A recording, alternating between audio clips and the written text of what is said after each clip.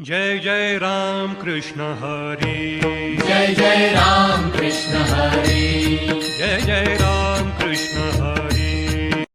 ಸೂಚನೆ ಮಾಡಲಿಕ್ಕಿದ್ದಾವೆ.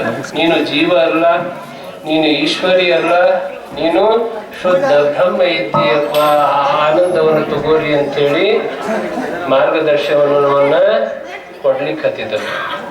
ಆ ನಿಟ್ಟಿನೊಳಗ ಆ ದರ್ಶನವನ್ನ ಯಾವ ಸ್ವರೂಪದಿಂದ ಕೊಡ್ಲಿಕ್ಕತ್ತಿದವಪ್ಪ ಅಂದ್ರ ಸದ್ಗುರು ಸ್ವರೂಪದಿಂದ ಕೊಡ್ಲಿಕ್ಕತ್ತಿದವ. ಸ್ವತಃ ಬ್ರಹ್ಮನೇ ಬಂದು ನೀವು ದೇವರಿದ್ದೀರಿ ಅಂತ ಹೇಳಕ್ ಬರಂಗಿಲ್ಲ.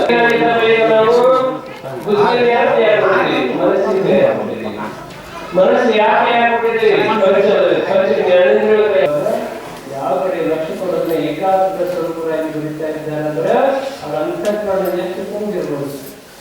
ಮಹಾರಾಜರು ಎಷ್ಟು ಇವೆಲ್ಲರೂ ಎಷ್ಟು ಅನ್ಕೊಂಡಿದ್ದೀವಪ್ಪ, ಯಾರು ಗುರುಗಳು ನೋಡ್ತಾರೆ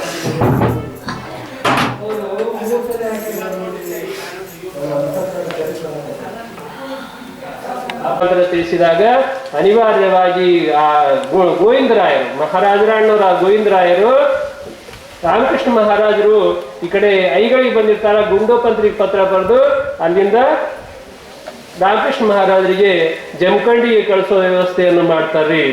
ಆ ರೀತಿಯಾಗಿ ಕಳಿಸಿದಾಗ ಏನಾಗ್ತದಪ್ಪ ಅಂದ್ರ ಗುಂಡೋಪಂತರು ಆ ಐಗಳಿ ಗ್ರಾಮದಿಂದ ಮೊದಲ ಐಗಳಿ ಗ್ರಾಮಕ್ಕೆ ಒಂದೇ ಬಸ್ ಓಡಾಡ್ತಿರ್ತೈತ್ರಿ. ಆ ಬಸ್ ಅನ್ನು ಹತ್ತಿಸಿ ಹೋಗಪ್ಪ ಇನ್ನು ಜಮಖಂಡಿಗೆ ಹೋಗು, ಯಾವುದು ಜಮಖಂಡಿಗೆ ಹೋಗು ಅಂತ ಹೇಳಿ ಬಸ್ ಹತ್ತಿಸ್ತಾರ. ಅವಾಗ ಏನಾಗ್ತದಪ್ಪ ಅಂದ್ರ ಜಂಬು ನದಿ ಐತಂತದ ಕೃಷ್ಣಾ ನದಿ ಮುಂದೆ ಜಮಖಂಡಿದ ಮುಂದೆ ಜಂಬಗಿ ತನ ಬಸ್ ಅಷ್ಟ ಹೋಗ್ತಿರ್ತವ. ಆವಾಗ ಆ ಜಂಬಗಿ ತನ ಬಸ್ಸಿನ ತನ ಬಂದು ಆಮೇಲೆ ಬೋಟ್ನ್ಯಾಗ ಬರೋದಿರ್ತದ. ಅಪ್ಪರಿಗೆಲ್ಲ ಗೊತ್ತಿರ್ಬೋದು. ಆವಾಗ ಬೋಟ್ನ್ಯಾಗ ಬರ್ಬೇಕಾದ್ರೆ ಮಹಾರಾಜರು ಆ ಬೋಟ್ನ್ಯಾಗ ಹತ್ಬೇಕಾದ್ರೆ ಹೆದರ್ಕೋತ ನಿಂತಿರ್ತಾರ. ಅವ ಸ್ವತಃ ಏನಾಗ್ತದಪ್ಪ ಅಂದ್ರ ಒಬ್ಬ ದಿವ್ಯ ಸಾಧು ದೇಹದಾರಿಯಾದ ಸಾಧು ಬಂದು ಮಹಾರಾಜರ ಕೈ ಹಿಡಿದು ಎತ್ಕೋತಾನ್ರಿ. ಎಲ್ಲಿಯೇ ಬೋಟ್ನೊಳಗೆ ಇಟ್ಕೊಳತ್ತ. ಸಕಳ ಚಾಳಿತ ಏಕ ಅಂತರಾತ್ಮ ವರ್ತತಿ ಅನೇಕ ಮುಂಗಿ ಪಾಸೂನ ಬ್ರಹ್ಮಾದಿಕ ತೇಳಂಚಿ ಚಾಲತಿ.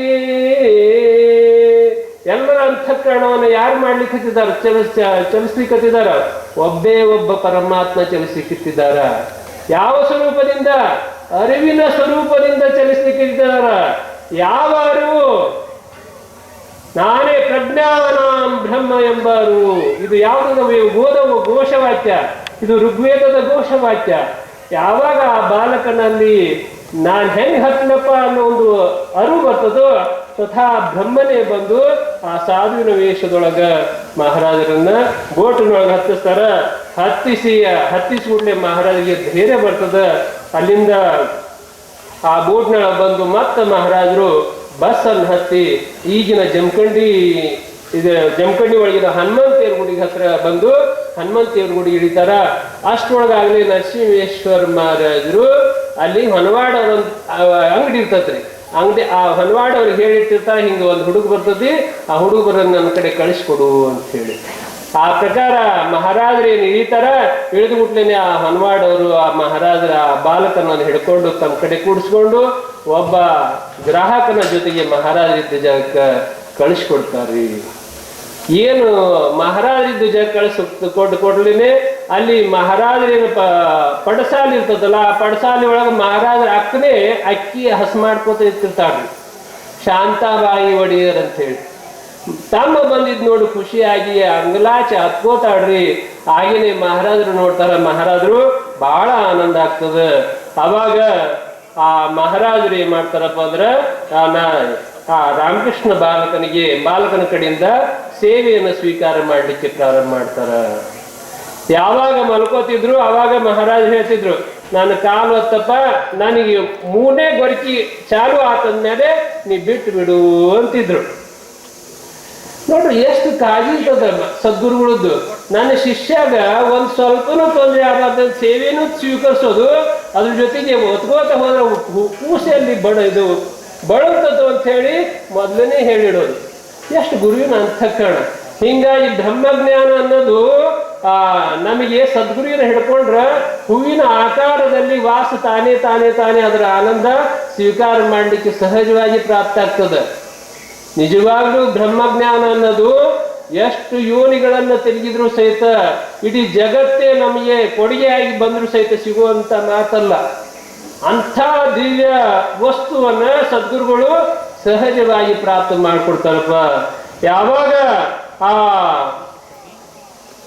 ಆ ರೀತಿ ಸೇವೆಯನ್ನು ಸ್ವೀಕರಿಸ್ತಿದ್ರು ಅವಾಗ ಅಲ್ಲೇ ಇದ್ದು ಜಿನ್ನಪ್ಪಣ್ಣ ಕೇಳ್ತಾರ, ಯಾಕ್ರಪ್ಪ ಇಷ್ಟು ಹುಡುಗನ ಕಡೆಯಿಂದ ಹಿಂಗ್ಯಾಕ ಸೇವೆಯನ್ನು ಸ್ವೀಕಾರ ಮಾಡ್ಲಿಕ್ಕೆ ಅಂತ ಕೇಳಿದಾಗ ಮಹಾರಾಜರು ಸ್ವತಃ ಹೇಳ್ತಾರ, ಈ ನನ್ನ ದೇಹ ಸ್ವಲ್ಪ ದಿನಗಳಲ್ಲಿ ನಾಶವಾಗುವುದಿದೆ, ನಾನು ಮಾತ್ರ ನಾಶರಹಿತ ವಸ್ತು ಆಗಿದ್ದೇನೆ. ಈ ನನ್ನ ದೇಹ ಸ್ವಲ್ಪ ದಿನಗಳಲ್ಲಿ ನಾಶವಾಗುವುದಿದೆ, ನಾನು ಮಾತ್ರ ನಾಶರಹಿತ ವಸ್ತು ಆಗಿದ್ದೇನೆ. ನಿಮ್ಮಂಥ ಸಾಧು ಸಂತರ ಸೇವೆ ಮಾಡಿ ಅನಾತ್ಮ ವಸ್ತುವಾದರೂ ತಿಳ್ಕೊಬೇಕಾಯ್ತು ನಾವು ಇದನ್ನ. ನಿಮ್ಮಂಥ ಅವ್ರು ಮಹಾರಾಜರು ಎಷ್ಟು ಮಹಾರಾಜರು ಒಂದು ಲೆಟರ್ ಬರೀತಿದ್ರಪ್ಪ, ನಿಮ್ಮ ಸೇವಕ ಅಂತ ಹೇಳ್ಬಾರ್ದು ಕೆಳ ತಮ್ಮ ಹೆಸರು ಬರೀತಿದ್ರು. ನರಸಿಂಹೇಶ್ವರ ಮಹಾರಾಜ ಅಷ್ಟು ದಿವ್ಯ ಶರಣಾಗತಿಯಿಂದ ಭಕ್ತಿ ಪ್ರಚಾರವನ್ನು ಮಾಡ್ತಿದ್ರು. ಆ ರೀತಿನೇ ಅವ್ರು ಹೇಳಿದ್ದಾರೆ ಅಲ್ಲಿನ, ನಾನು ಅನಾತ್ಮ ವಸ್ತುವಾದರೂ ಶರೀರದ ಕರ್ಮ ಪುಣ್ಯದಾಯಕವಾಗಿದೆ. ಎಷ್ಟೋ ಜನರು ಪಾಪ ಕರ್ಮಗಳನ್ನು ಮಾಡ್ಲಿಕ್ಕಿದ್ದಾರೆ, ಎಷ್ಟೋ ಜನರಿಗೆ ಪೀಡಿಸಿ ಶರೀರವನ್ನು ಪಾಪಮಯ ಮಾಡ್ಲಿಕ್ಕೆ ಹತ್ತಿದ್ದಾರೆ, ಅವರಿಗೂ ಪಾಪವನ್ನು ಕೊಡ್ಲಿಕ್ಕೆ ಹತ್ತಿದ್ದಾರೆ. ಯಾರು ಸಾಧು ಸಂತರು ಇರ್ತಾರೋ, ಯಾರು ಸದ್ಗುರು ಇರ್ತಾರೋ ಅವ್ರು ಮಾತ್ರ ಪುಣ್ಯ ಶರೀರವಾಗಿರ್ತಾರಪ್ಪ, ಈಶ್ವರಿ ಸಂಕಲ್ಪಯುಕ್ತ ಶರೀರವನ್ನು ಹೊಂದಿರ್ತಾರಪ್ಪ. ಹೀಗಾಗಿ ಶರೀರದ ಕರ್ಮ ಪುಣ್ಯದಾಯಕವಾಗಿರ್ತದೆ. ಆದ್ದರಿಂದ ಆ ಪುಣ್ಯ ಸ್ವಲ್ಪ ಆದರೂ ಈ ಮಗುವಿಗೆ ಹೋಗಲಿ ಅಂತ ಹೇಳಿ ಕರ್ಸೇನಿ ಅಂತ ಹೇಳ್ತಾರ ಮಹಾರಾಜರು.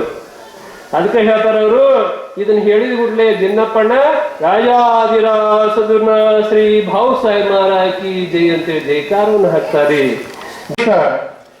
ಪರಮ ಪೂಜ್ಯ ದುಂಡೇಶ್ವರ ಮಹಾರಾಜರು ಭಕ್ತಿಪೂರ್ವಕವಾಗಿ ಶ್ರೀ ಆಶ್ರಮದ ಪರವಾಗಿ ಮಾಲಾರ್ಪಣೆ ಮಾಡ್ತಕ್ಕಂಥದ್ದು ಶ್ರೀ ಬಸಪ್ಪ ದೇವಪ್ಪ ಜಳಕಿ ಅವರು ಬಂದು ಮಾಲಾರ್ಪಣೆ ಮಾಡಬೇಕಾಗಿ ವಿನಂತಿ. ಸನ್ಮಾನ ಮಾಲಾರ್ಪಣೆ ಮಾಡಿರ್ತಕ್ಕಂಥ ಬಸಪ್ಪ ದೇವಪ್ಪ ಜಳಕಿ ಅವರಿಗೂ ಹಾಗೂ ಸನ್ಮಾನ ಮಾಲಾರ್ಪಣೆ ಸ್ವೀಕರಿಸಿರ್ತಕ್ಕಂಥ ಶ್ರೋತ್ರಿ ಬ್ರಹ್ಮನಿಷ್ಠ ಪರಮ ಪೂಜ್ಯ ದುಂಡೇಶ್ವರ ಮಹಾರಾಜರ ಅಡಿದಾವರುಗಳಲ್ಲಿ ಉದ್ದೀರ್ಘ ದಂಡ ವಂದನೆಗಳನ್ನು ಸಮರ್ಪಿಸುತ್ತಾ ಇನ್ಮೇಲೆ ವೇದಿಕೆ ಮೇಲೆ ಆಸೀನರಾಗಿರ್ತಕ್ಕಂಥ ವೇದಮೂರ್ತಿ ಶಿವಸೈ ಮಹಾಸ್ವಾಮಿಗಳವರಿಗೆ ಶ್ರೀ ಬಸಪ್ಪ ಗುತ್ತದಪ್ಪ ಮೋಪ್ಗಾರ್ ಅವರು ಬಂದು ಮಾಲಾರ್ಪಣೆ ಮಾಡಬೇಕಾಗಿ ವಿನಂತಿ.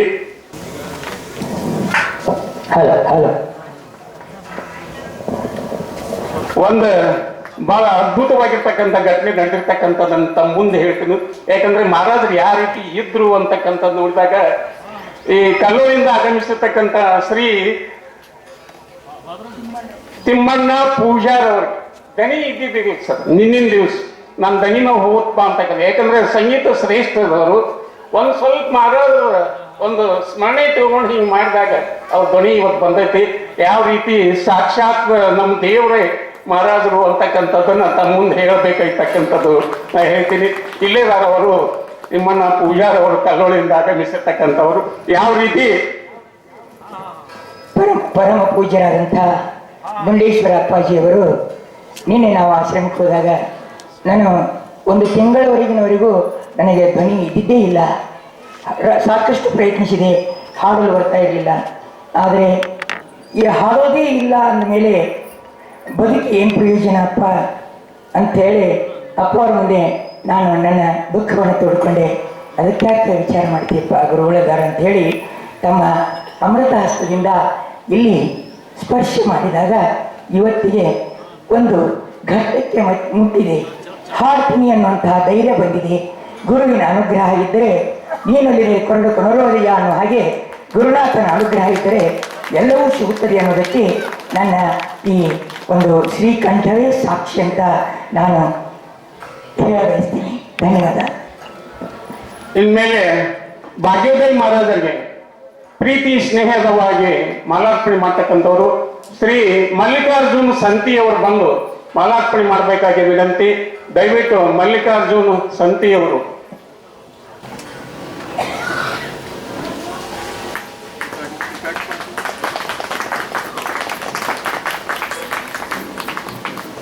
ಮಲ್ಲಾರ್ಪಣೆ ಮಾಡಿರ್ತಕ್ಕಂಥ ಶ್ರೀ ಮಲ್ಲಿಕಾರ್ಜುನ ಸಂತಿಯವರಿಗೂ ಹಾಗೂ ಭಾಗ್ಯೋದಯ ಮಹಾರಾಜರ ಅಡಿದವರುಗಳಿಗೂ ದೀರ್ಘದಂಡ ವಂದನೆಗಳನ್ನು ಸಮರ್ಪಿಸುತ್ತಾ ಇನ್ಮೇಲೆ ನಿಂಗರಾಜ್ ಮಹಾರಾಜರಿಗೆ ಗುರುರಾಜ್ ಪಟ್ಟಣ ಶೆಟ್ಟಿ ಅವರು ಬಂದು ಮಾಲಾರ್ಪಣೆ ಮಾಡಬೇಕಾಗಿ ವಿನಂತಿ.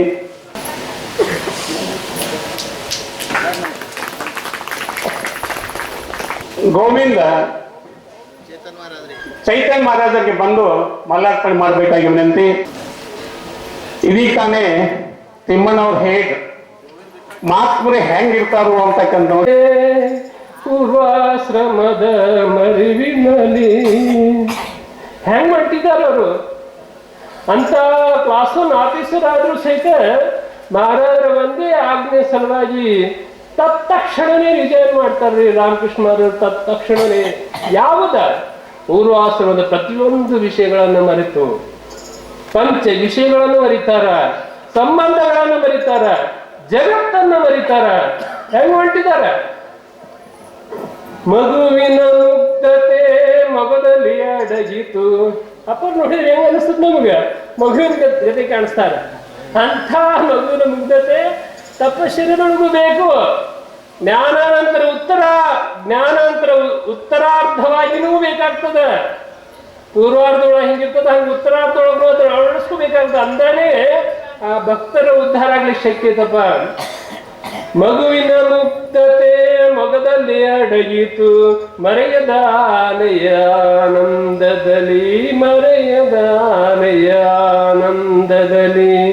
ಹೊರಟನು ಹುಣ್ಣಿಮೆ ಚಂದಿರನಂತೆ ಪೂರ್ವಾಶ್ರಮದ ಮರವಿನಲಿ. ಒಂದೇ ವಸ್ತ್ರದಿ ಹರಡಿತು ಅಂಗವು, ಒಂದೇ ವಸ್ತ್ರದಿ ಹರಡಿತಿ ಅಂಗವು, ಮನಸ್ಸಿನ ಸೀಮೆಯ ಮೌನದಲ್ಲಿ. ಕೈಯಲ್ಲಿ ಕಮಂಡಲು ಕಾಲಲಿ ಖಡಾವು, ಧರಿಸಿದ ಧರೆಯಲ್ಲಿ ಧ್ಯಾನದಲ್ಲಿ, ಧರಿಸಿದ ಧರೆಯಲ್ಲಿ ಧ್ಯಾನದಲ್ಲಿ. ಬಂಧುಗಳಿಲ್ಲ ದೇವರೆಯಲ್ಲ, ವಸುಂಧರೆಯೊಳಗೆ ವಾಸವೆಲ್ಲ. ಕೊಡುವ ಕೈಯೊಳು ಕ್ಲಾಸ್ ಒನ್ ಆಫೀಸರ್ ಇದ್ದಿಂದ್ರ ಇದು ಲಕ್ಷಾಂತರ ರೂಪಾಯಿ ಪಗಾರ ಇತ್ರಿ. ಕೊಡುವ ಕೈಯೊಳು ಪಾತ್ರೆಯು ಶಿವನ, ಭಿಕ್ಷೆ ಬೇಡ್ತಾ ಹೊರಟಿದ್ದಾರೆ ಮಹಾರಾಜರು. ಕೊಡುವ ಕೈಯೊಳು ಪಾತ್ರೆಯು ಶಿವನ, ಬೇಡುತ್ತ ಭಿಕ್ಷೆಯ ಅಕ್ಷಯ ಬ್ರಹ್ಮನ. ನಮ್ಮ ಕಣ್ಣಿಗೆ ಬರೀ ಭಿಕ್ಷಾ ಕಾಣಿಸುತ್ತೆ, ಅವ್ರಿಗೆ ಬೇಡಾಕತ್ತದ ಅಕ್ಷಯ ಬ್ರಹ್ಮನನ್ನ. ಹೊರಟನು ಹುಣ್ಣಿಮೆ ಚಂದಿರನಂತೆ ಪೂರ್ವಾಶ್ರಮದ ಮರವಿನಲಿ. ಭುಜದಲ್ಲಿ ಕಂಬಳಿ ಭಾರತ ಕುವರನೆ, ಶುಕ ವಸಿಷ್ಠ ನಾರದ ಋಷಿಗಳನೆ. ಇಂಥ ಒಂದು ಸ್ಥಿತಿಯನ್ನು ಯಾರು ಅನುಭವಿಸಿದ್ರು? ಇಂಥ ಶುಕದೇವರು ಅನುಭವಿಸಿದ್ರು, ನಾರದ ಮಹರ್ಷಿಗಳು ಅನುಭವಿಸಿದ್ರು, ವಸಿಷ್ಠ ಮಹರ್ಷಿಗಳು ಅನುಭವಿಸಿದ್ರು. ಅಂಥ ಸ್ಥಿತಿ ಒಳಗೆ ಯಾರಿದ್ದಾರಪ್ಪ ಅಂದ್ರೆ ಶುಕದೇವ್ರು ಹೆಂಗ್ ಹೊಂಟಿದ್ರು?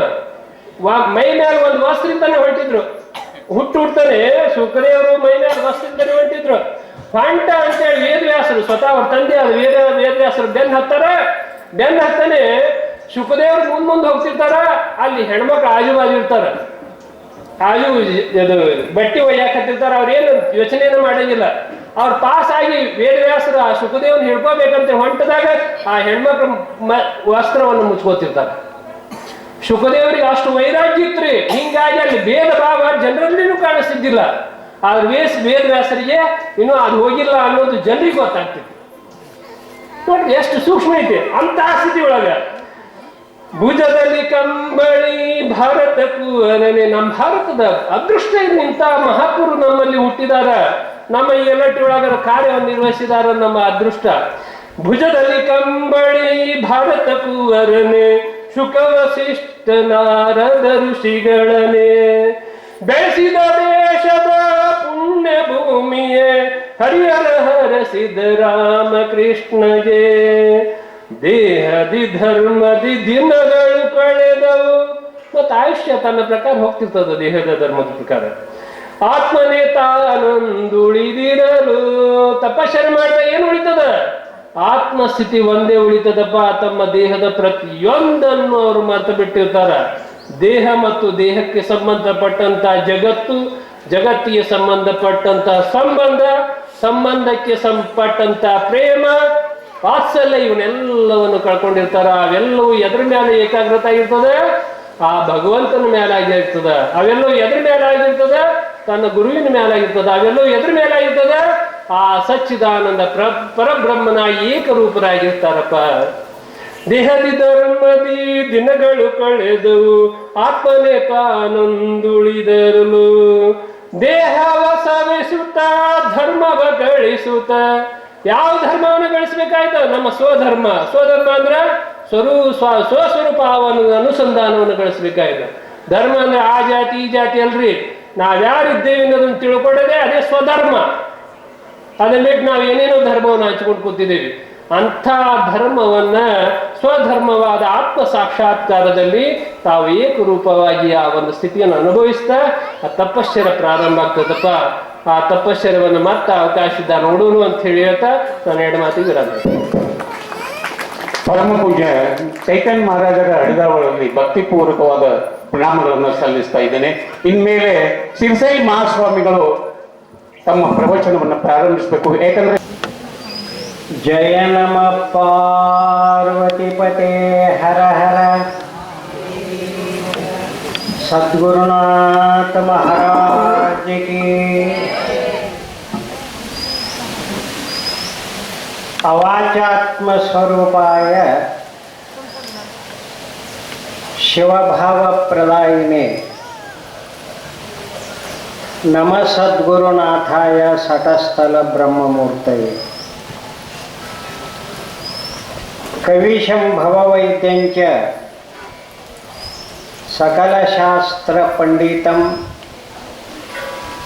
ನಿಜ ಸ್ವಾಮಿತ್ವ ಸಂಪಾಲಂ ತ್ವಂ ನಿರುಪಾಧೀಶಂ ಸ್ಮರಾಮ್ಯಹಂ. ಶ್ರೀ ಗಣಪತಿ ಶಾರದಾ ಗುರುಭ್ಯೋ ನಮಃ. ಜೈ ಮಂಗಲಂ ಜೈ ನಮ ಪರಾಪತೆ ಹರ ಹರ ಮಹಾದೇವ.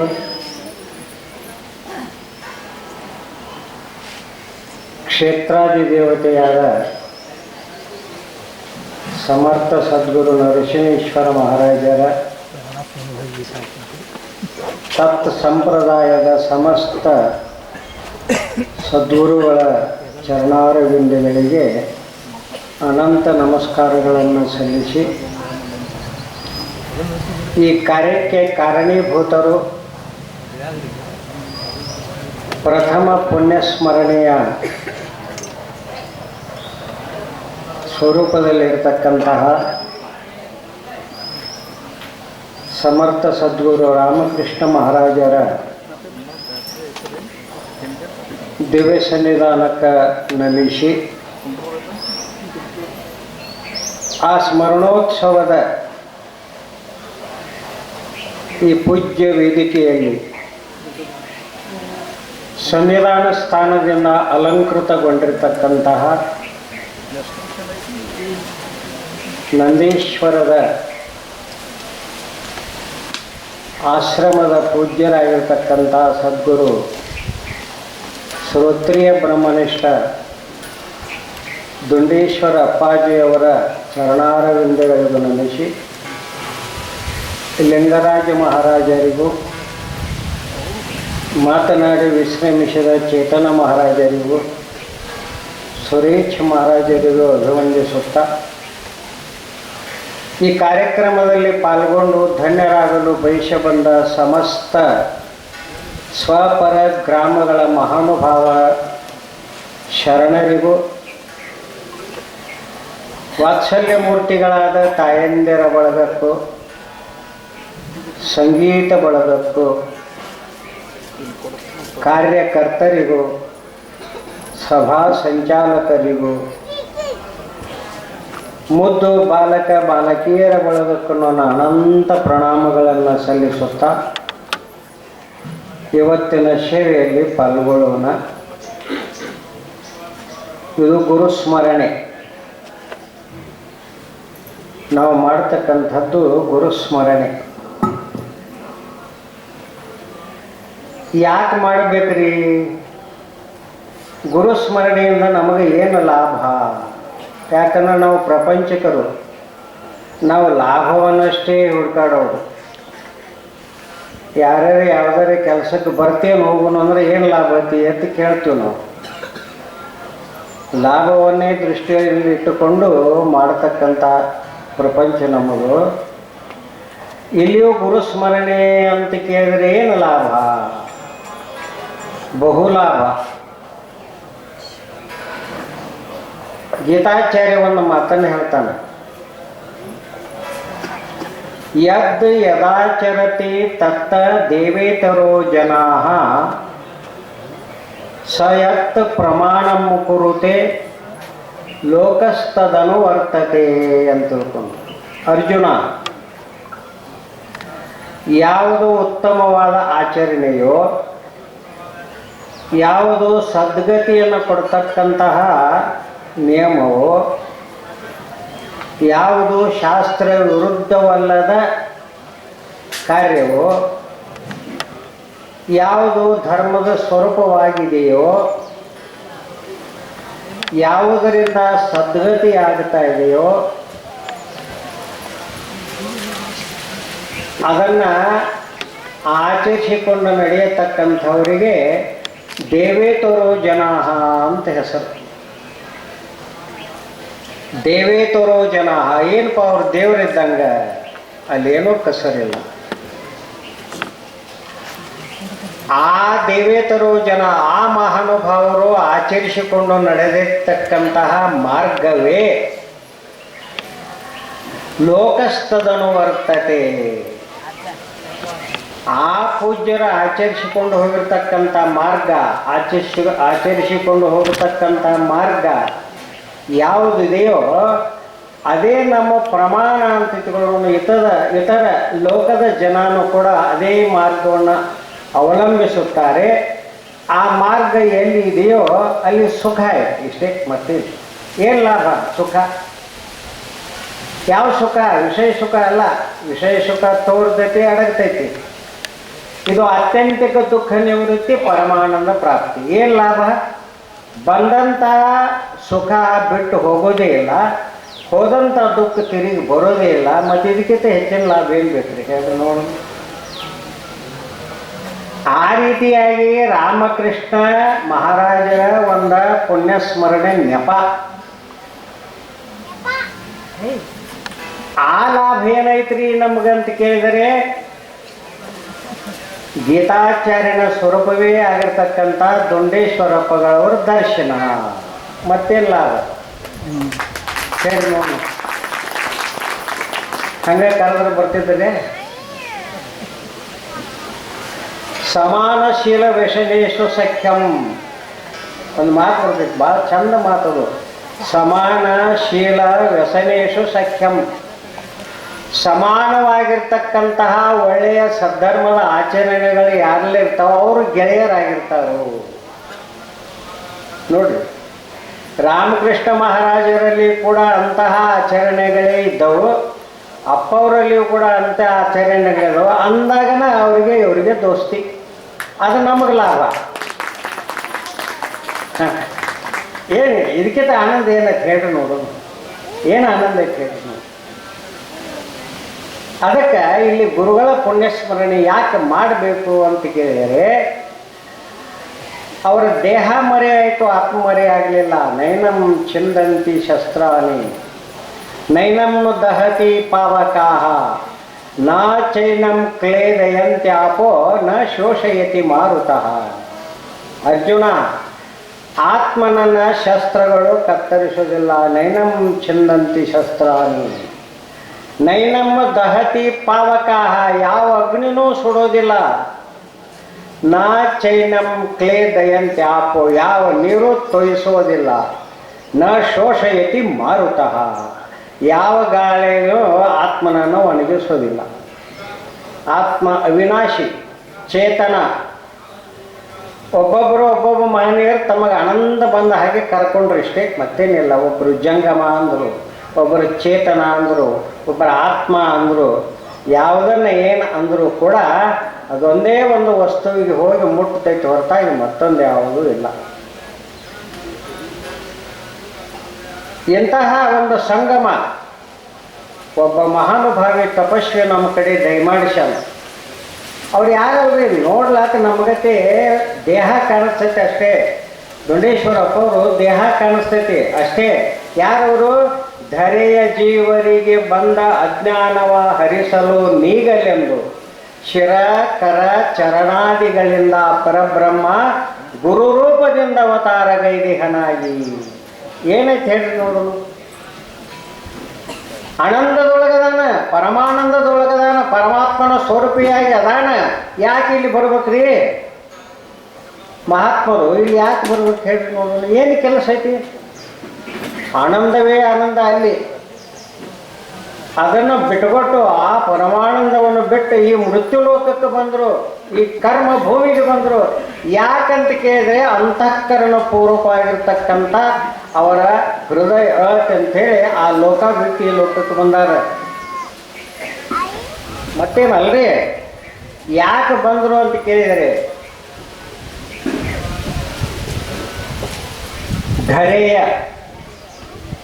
ಅಂದರೆ ಈ ಭೂಮಿಯ ಜೀವರಿಗೆ, ನಾವು ನೀವುಗಳು ಜೀವರು, ನಾವು ನೀವುಗಳು ಜೀವರು. ಯಾಕೆ ನಮ್ಮಲ್ಲಿ ಕಿಂಚಿಜ್ಞೋಪಾತಿ ಐತಿ, ನಮ್ಮಲ್ಲಿ ಉಪಾಧಿ ಐತಿ. ಎಂಥವ್ರು ನಾವು ಹೇಗೆ ಬಂದೀವಿ ಇಲ್ಲಂದ್ರೆ ಕರ್ಮ ಹಿಡಿದು ಬಂದೆವು. ಪೂರ್ವ ಜನ್ಮದಲ್ಲಿ ಮಾಡಿರ್ತಕ್ಕಂಥ ಅನಂತ ಜನ್ಮಗಳ ಪಾಪ ಪುಣ್ಯದ ಕರ್ಮ ಮಿಶ್ರಣವಾಗಿ ಮನುಷ್ಯ ಜನ್ಮಕ್ಕೆ ಬಂದೆವು. ಆಗ ಅವರು ಹಾಗೆ ಬರೋದಲ್ಲ. ಅವರು ಪುಣ್ಯ ದೇಹ ಹಿಡಿದು ಬಂದಾರ. ಅವ್ರು ಇಷ್ಟ ಮಾಡಿದಲ್ಲಿ ಅವತಾರ ತಾಳ್ತಾರೋ, ನಾವು ಕರ್ಮ ಎಲ್ಲಿ ಹೇಳ್ಕೊಂಡು ಬರ್ತಿರ್ತೀವಿ ಅಲ್ಲಿ ಹುಟ್ಟುತ್ತೀವಿ. ಇಷ್ಟ, ಮತ್ತೇನಿಲ್ಲ. ಇದು ಕರ್ಮ, ಇದು ನಮ್ಮದು ಕರ್ಮ ದೇಹ, ಅವ್ರದ್ದು ಪುಣ್ಯ. ಅದಕ್ಕೆ ನಿರಾಭಾರಿ ಸದ್ಗುರುವಿರಲೆನ್ನ ಮಾನಸದೊಳಂದಿ ಅಂದ್ರೆ ನಿಜಗುಂದು. ಕರುಣರಸದ ಕೋಡಿವರಿವ ಕಟಾಕ್ಷದ ಪರತತ್ವ ವರೂಪ ಅಲಾಪದ ವರಪುಣ್ಯಮಯ ಶರೀರದ ನಿರಾಭಾರಿ ಸದ್ಗುರುವಿರಲೆನ್ನ ಮಾನಸದೊಳಂದಿ. ಕರುಣರಸದ ಕೋಡಿವರಿವ ಕಟಾಕ್ಷದ, ಕರುಣಾರಸ ಕೋಡಿ ಕೋಡಿ ಕೋಡಿಯಾಗಿ ಹರಿತೈತಿ. ಅದಕ್ಕಾಗಿ ಇಲ್ಲಿ ಬಂದರು. ಯಾತಕ್ಕೆ ಬಂದರು? ಧರೆಯ ಜೀವರಿಗೆ ಬಂದ ಅಜ್ಞಾನವ ಹರಿಸಲೆಂದು. ನಾವು ನೀವು ಪ್ರಪಂಚದಲ್ಲಿ ಈ ಯಾವ ಭವದಲ್ಲಿ ಬಿದ್ದು ಒದ್ದಾಡ್ಲಿಕ್ಕೆ ಹತ್ತಿವಲ್ಲ, ನಾವು ನೀವುಗಳೆಲ್ಲ ಈ ಒದ್ದಾಟವನ್ನು ನೋಡಿ ಪುನರಪಿ ಜನನಂ ಪುನರಪಿ ಮರಣಂ ಪುನರಪಿ ಜನನಿ ಜಠರೇ ಶೈನಂ. ಇದನ್ನು ನೋಡಿ ಪರಮಾತ್ಮ ಬರಲಿಲ್ಲ, ತನ್ನ ಸ್ವರೂಪವನ್ನೇ ಇಲ್ಲಿ ಕಲಿಸಿದ ಆತನೇ ಸದ್ಗುರು. ಶಿರ ಕರ ಚರಣಾದಿಗಳಿಂದ ನಮ್ಮ ಹಾಗೆ ತಲೆ ಕೈ ಕಾಲು ದೇಹವನ್ನು ಧರಿಸ್ಕೊಂಡು ಬಂದರು. ಆದರೆ ಅವರದು ಪುಣ್ಯ ದೇಹ, ನಮ್ಮದು ಕರ್ಮ ದೇಹ. ಒಬ್ಬ ಮನುಷ್ಯ ಸಾಧಕ ಜೀವನದೊಳಗೆ ಒಂದು ಸಿದ್ಧಿ ಸಾಧನೆ ಮಾಡಬೇಕಾಯ್ತು ಅಂತೇಳಿ ಅಂದರೆ ಆಯುಷ್ಯವನ್ನು ಕಳಿತಾನ. ಆದರೆ ಆತು ಇಲ್ಲ. ಆದರೆ ಆತ್ಮಜ್ಞಾನಿಗಳಾದ ಪರಮ ಪುರುಷರು ಏನೋ ಈಗ ಬಂದಾರ್ರಿ. ದುಂಡೇಶ್ವರಪ್ಪ ಅವರ ಎದುರುಗಡೆ ಹೇಳ್ತಾನೆ ಅಷ್ಟೇ. ಇಂಥ ಮಹಾತ್ಮರ ಯಾಕೆ ಅವ ಭಾಷಣ ಕೊಟ್ಟಾನ ಬಿಡ್ರಿ, ಅವ್ರ ಅಪ್ಪ ಅವರು ತನ್ನೋದು ಅಷ್ಟೇ ಬೇಡ. ಯಾಕೆ? ಪರಿತ್ರಾಣಾಯ ಸಾಧೂನಾಂ, ಸಾಧು ರೂಪಿನಿಂದ ನಾನು ಪ್ರಕಟನಾಗ್ತೀನಿ ಅಂತ ಹೇಳ್ಯಾನು. ಸುಮ್ಮನೆ ಅವ್ರ ಹೆಸರು ಕರೆಯೋದಷ್ಟೇ. ಆದರೆ ಯಾರು ಅಂತ ಪೂರ್ಣತ ಒಳಗಣ್ಣಿನಿಂದ ನೋಡಿದ್ರೆ ಆ ಹೇಳಿ ಏನು ಹೋಗ್ಯಾನಲ್ಲ, ಆ ಮಾತು ಕೊಟ್ಟು ಹೋಗ್ಯಾನಲ್ಲ ಪರಮಾತ್ಮ, ಅವನೇ ಈತ, ಆತನೇ ಈತ.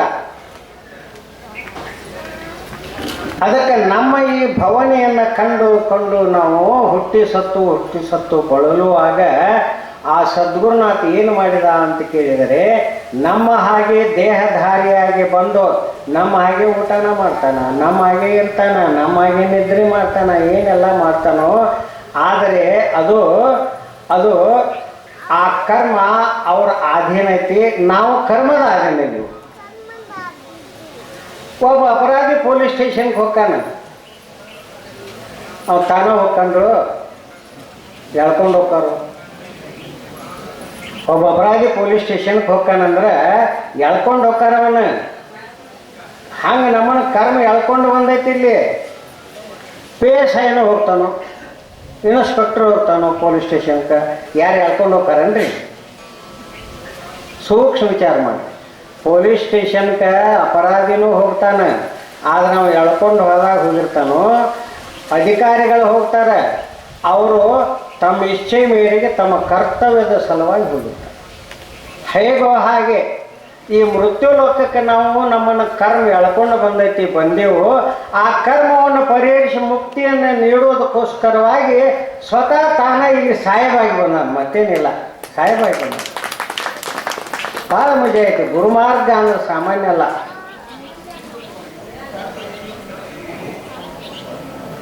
ಖೋಡಿ ಎಷ್ಟು ಚಂದ ಹೇಳ್ತಾರೆ ಅವರು, ಬೈತಾರೆ ನಮ್ಮನ್ನ. ಖೋಡಿ ಗುರುಮಾರ್ಗವಿದು, ಹೇಡಿಗಳ ಮಾತಲ್ಲ. ಇದು ಗುರುಮಾರ್ಗ. ನಾವು ನೀವುಗಳೆಲ್ಲ ಕುಡಿದು ಇದು ಗುರುಮಾರ್ಗ. ಮತ್ತೊಂದು ಎಲ್ಲೇರಿ ಅವರಾಗ್ರಿ ಎಲ್ಲೇರಿ ಗವ್ಯಾಗೈತೆ ಅಂತ ತಿಳಿದಿರಿ. ನೀವು ನಾವುಗಳು ಕೂಡಿ ಅಂತ ಕೂತೀವಿ, ಇದು ಗುರುಮಾರ್ಗ. ಇದು ಹೇಡಿಗಳ ಮಾತಲ್ಲ. ಖೋಡಿ ಗುರುಮಾರ್ಗವಿದು, ಹೇಡಿಗಳ ಮಾತಲ್ಲ. ಇದು ಶೂರರ ಮಾತು, ಧೀರರ ಮಾತು. ಆ ಕಡೆ ನೀರು ಹಣಿಸಿದಾಗ ಕೇಳಿ ಬರಾಕ್ ಬರ್ತೈತ್ರಿ, ಇಲ್ಲ ಬರಂಗಿಲ್ಲ.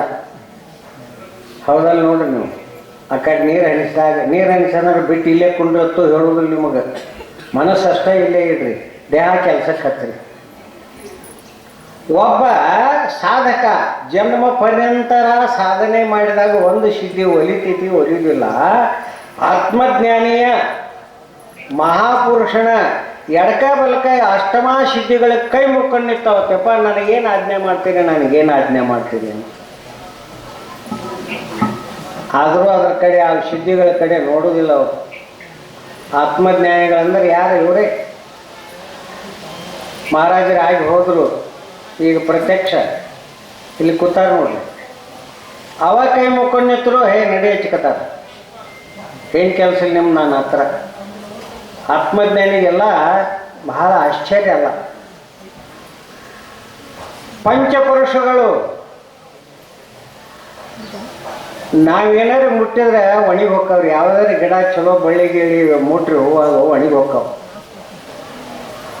ನೀನು ಒಲಿದರೆ ಕೊರಡು ಕೊಣರು ಹೋದಯ್ಯ, ನೀನು ಒಲಿದರೆ ಬರಡು ಹೈನ ಹೋದಯ್ಯ, ನೀನು ಒಲಿದರೆ ವಿಷ ಅಮೃತವ ಹೋದಯ್ಯ, ನೀನು ಒಲಿದರೆ ಸಕಲ ಪಡಿಪದಾರ್ಥಗಳಿದರಲ್ಲಿ ಪೋವು ಕೂಡಲ ಸಂಗಮ ದೇವ. ಶರಣ ಹೇಳೋ ಮಾತು ಸುಳ್ಳಲ್ರಿ. ಮಹಾತ್ಮರ ಬಗ್ಗೆ, ಗುರುನಾಥನ ಬಗ್ಗೆ, ಅವತಾರಿ ಪುರುಷರ ಬಗ್ಗೆ ಹೇಳ್ತಕ್ಕಂಥ ಮಾತು ಸಾಮಾನ್ಯವಾದದಲ್ಲ.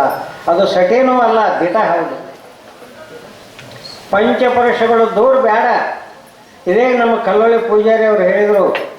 ಆ ಶ್ಲೋಕಕ್ಕೆ ಅವರು ನೋಡೇ ಬರ್ದಾರ ಮತ್ತನ್ನ. ಮುಖಂ ಕರೋತಿ ವಾಚಾಲಂ ಪಂಗುಂ ಲಂಘಯೇತ್ ಗಿರಿಂ ಯತ್ ಕೃಪಾ ತಮಹಂ ಒಂದೇ ಮಾಧವಂ. ನೋಡ್ರಿ, ಮೂಕ ಮಾತಾಡ್ತಾನತ್ತ, ಗಂಟ್ಲು ಹೋಗಿತ್ತು. ಯಪ್ಪ ನಾನು ಯಾವಾಗಲೂ ನಾಮಸ್ಮರಣೆ ಮಾಡ. ಕೃಷ್ಣ ಮಹಾರಾಜರ ಚರಿತ್ರೆಯನ್ನು ಬರೆದಿರ್ತಕ್ಕಂಥ ಲೇಖಕರಾಗಿರ್ತಕ್ಕಂಥ ನಮ್ಮ ಚೈತನ್ಯ ಮಹಾರಾಜರಿಗೂ,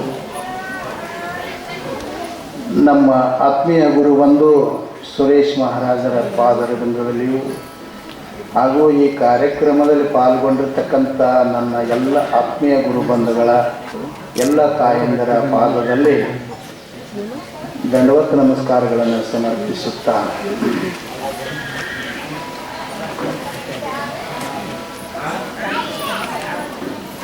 ಸಮರ್ಥ ಸದ್ಗುರು ರಾಮಕೃಷ್ಣ ಮಹಾರಾಜರು ಈ ಯಲ್ಲಟ್ಟಿ ಸುಕ್ಷೇತ್ರಕ್ಕೆ ಹಿಮಾಲಯದಿಂದ ಬಂದಾಗ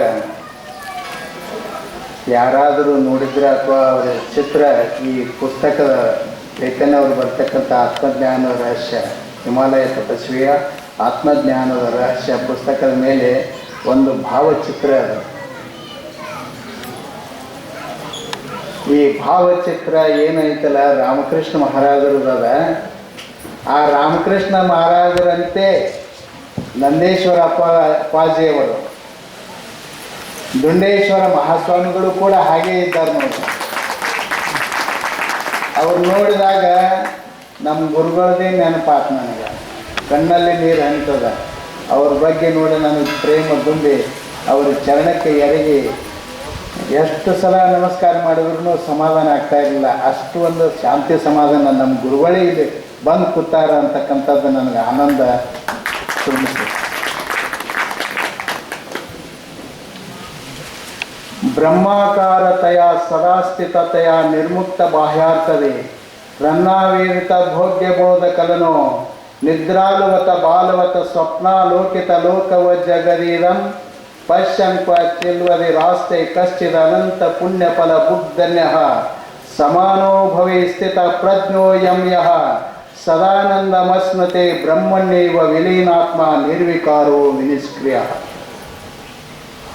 ಸದ್ಗುರು ರಾಮಕೃಷ್ಣರ ಬಗ್ಗೆ ನೋಡಿ ಶಂಕರಾಚಾರ್ಯರೇ ಈ ಶ್ಲೋಕವನ್ನು ಬರೆದಾರೇನೋ ಅಂತ ಅನಿಸ್ತು ನಮಗೆ. ರಾಮಕೃಷ್ಣ ಮಹಾರಾಜ್ ಹೆಂಗಿದ್ರಪ್ಪ ಅಂತಂದ್ರೆ ಒಂದು ಸಣ್ಣ ಕೂಸಿನಂಗಿದ್ರು. ಯಾವಾಗಲೂ ನಗುಮುಖ, ಎಲ್ಲರ ಪ್ರೇಮದ ನೋಟ, ಬಂದವ್ರನ್ನೆಲ್ಲ ಪ್ರೇಮದಿಂದ ಸ್ವಾಗತ ಮಾಡ್ತಕ್ಕಂಥದ್ದು. ಅವರು ಪರರಿಂದ ಕೊಡಲ್ಪಟ್ಟಿರ್ತಕ್ಕಂಥ ವಸ್ತುಗಳನ್ನ ತಿನ್ಕೊಂತ ಹೆಂಗೆ ಕೂಸ ಅಡ್ಡಾಡ್ತಿರ್ತದ ಹಂಗೆ ಗುರುಗಳಿದ್ರು. ಬಾಲ್ಯ ಸ್ಥಿತಿ ಬಾಲ್ಯದೊಳಗೆ ಹೆಂಗಿರ್ತದ ಕೂಸು ಹೆಂಗಿರ್ತದ, ಕೂಸು ಅಂದ್ರೆ ಬೇರೆ ಅಲ್ಲ, ದೇವ್ರಂದ್ರೆ ಬೇರೆ ಅಲ್ಲ. ಅದೇ ರಾಮಕೃಷ್ಣ ಮಹಾರಾಜ.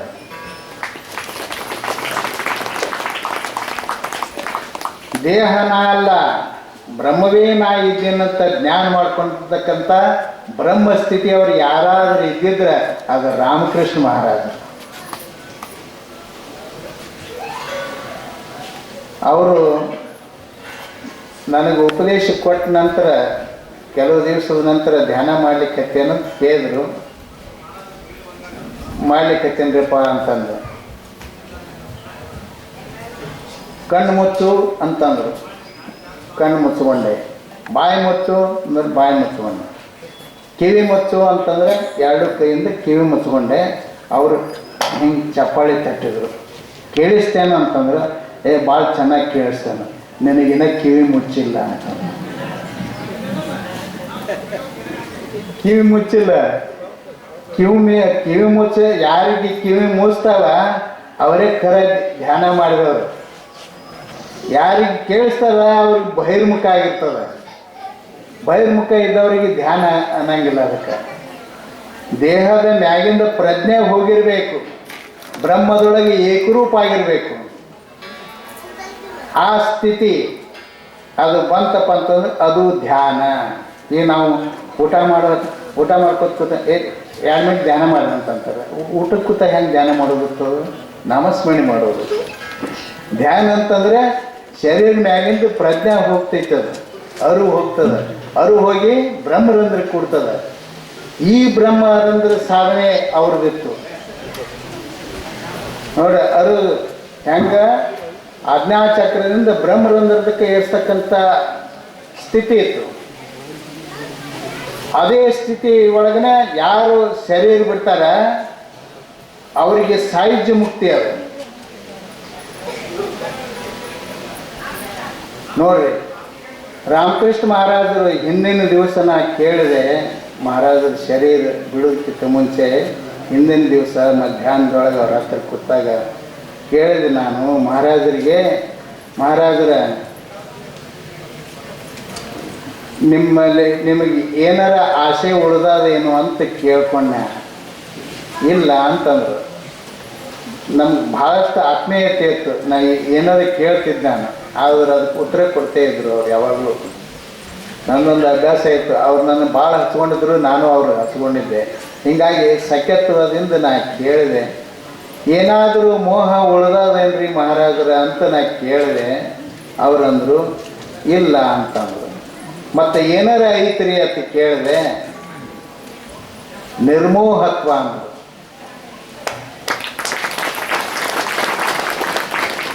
ಗುರುಗಳು ಶರೀರ ಬಿಡೋದಕ್ಕಿಂತ ಹಿಂದಿನ ದಿವಸ ಹೇಳಿರ್ತಕ್ಕಂಥ ಈ ಶಬ್ದ ಸ್ವತಃ ನಾ ಕೇಳಿದ್ದೀನಿ. ನಿರ್ಮೋಹತ್ವ. ನಿರ್ಮೋಹತ್ವ ಇತ್ತಪ್ಪ ಅಂತಾರೆ ನೋಡ್ರಿ ಏನೈತಿ. ಎಂದೂ ಇಂಥದ್ದು ಈ ಬ್ರಹ್ಮಸ್ಥಿತಿ ಯಾರಿಗೆ ಬರುವುದಿಲ್ಲ. ಅವರು ಹೇಳ್ತಿದ್ರು ಈ ಬ್ರಹ್ಮ ಯಾವಾಗಲೂ ಅವರು ಶ್ಲೋಕನ ನನಗೆ ಕಲಿಸಿದ್ರು.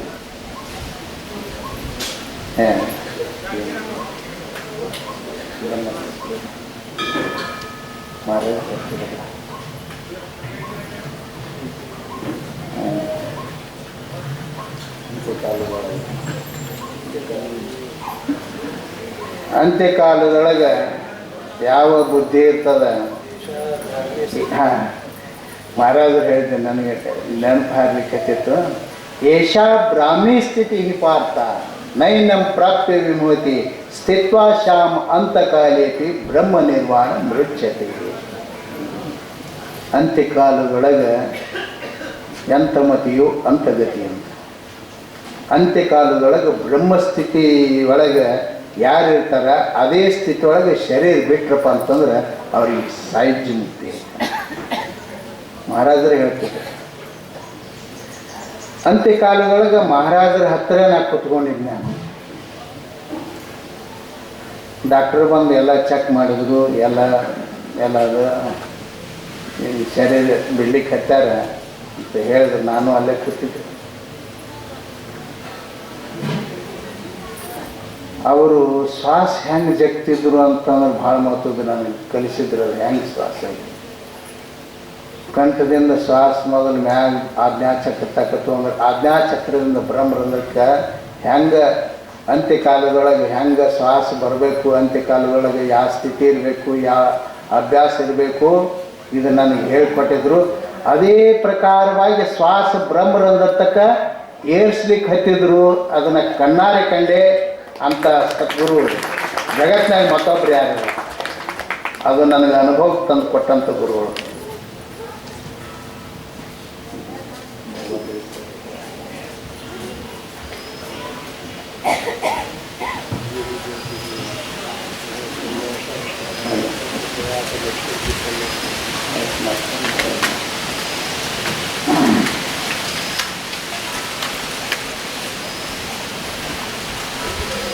ಅಂತ್ಯಕಾಲದೊಳಗೆ ಭಾಳ ಅದು ನನಗೆ ಭಾಳ ವ್ಯವಸ್ಥಿತವಾಗಿ ತಿಳಿಸಿ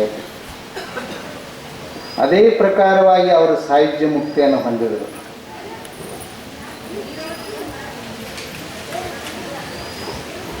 ಇನ್ನೂ ಅನೇಕ ವಿಷಯಗಳನ್ನು ನಾನು ತಿಳಿಸಿದ್ರೆ ನೆನಪಿಗೆ ಬರ್ತಾ ಇಲ್ಲ.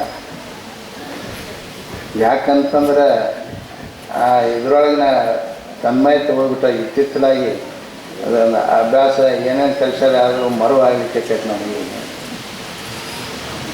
ಆ ಸದ್ಗುರುಗಳದ್ದು ಎಂಥದಿತ್ತು, ಎಷ್ಟು ಅದು ಆ ಬ್ರಹ್ಮಸ್ಥಿತಿನೇ ಇತ್ತು. ಅವರು ಸಮರ್ಥರು ಅಂತಾರೆ ಅವ್ರಿಗೆ. ಇನ್ನು ಆ ನಿರ್ಗುಣದಕ್ಕೆ ನಾವು ಹೊಂಟಿದ್ನಿ, ಈಗ ಸಗುಣದ ಕಡೆಗೆ ಬರ್ತೀನಿ, ಸ್ವಲ್ಪದ್ರಾಗ ಮುಗಿಸ್ತೀನಿ. ಗುರುಗಳದ ಆಶೀರ್ವಚನ ಅದ. ನಾವು ಸರ್ಕಾರಿ ನೌಕರಿ ಮಾಡ್ತಿದ್ವಿ. ನಾನು 38 ವರ್ಷ ಸರ್ವಿಸ್ ಆಯಿತು. ಕೃಷಿ ಇಲಾಖೆ ಒಳಗೆ ಸೇವಾ ಮಾಡ್ತಿದ್ದೆ. ಆವಾಗ ಸೇವಾ ಮಾಡೋ ವೇಳಕ್ಕೆ ನಂದು ಬದಾಮಿಗೆ ವರ್ಗ ಆಗಿತ್ತು. ಬದಾಮಿ ಒಳಗೆ ಮಹಾರಾಜರಿಗೆ ಕರ್ಕೊಂಡು ಹೋಗಿದ್ದೆ 15 ದಿವಸ. ಆ ವೇಳಕ್ಕೆ ಪ್ರತಿಯೊಂದು ಮನೆಗೂ ಪಾಕಪೂಜಾ, ಅಲ್ಲಿ ಎಲ್ಲ ಉಪದೇಶ ಕೊಡಿಸೋದು, ಪೂಜಾ ಇವೆಲ್ಲ ಮಾಡ್ತಿದ್ವಿ.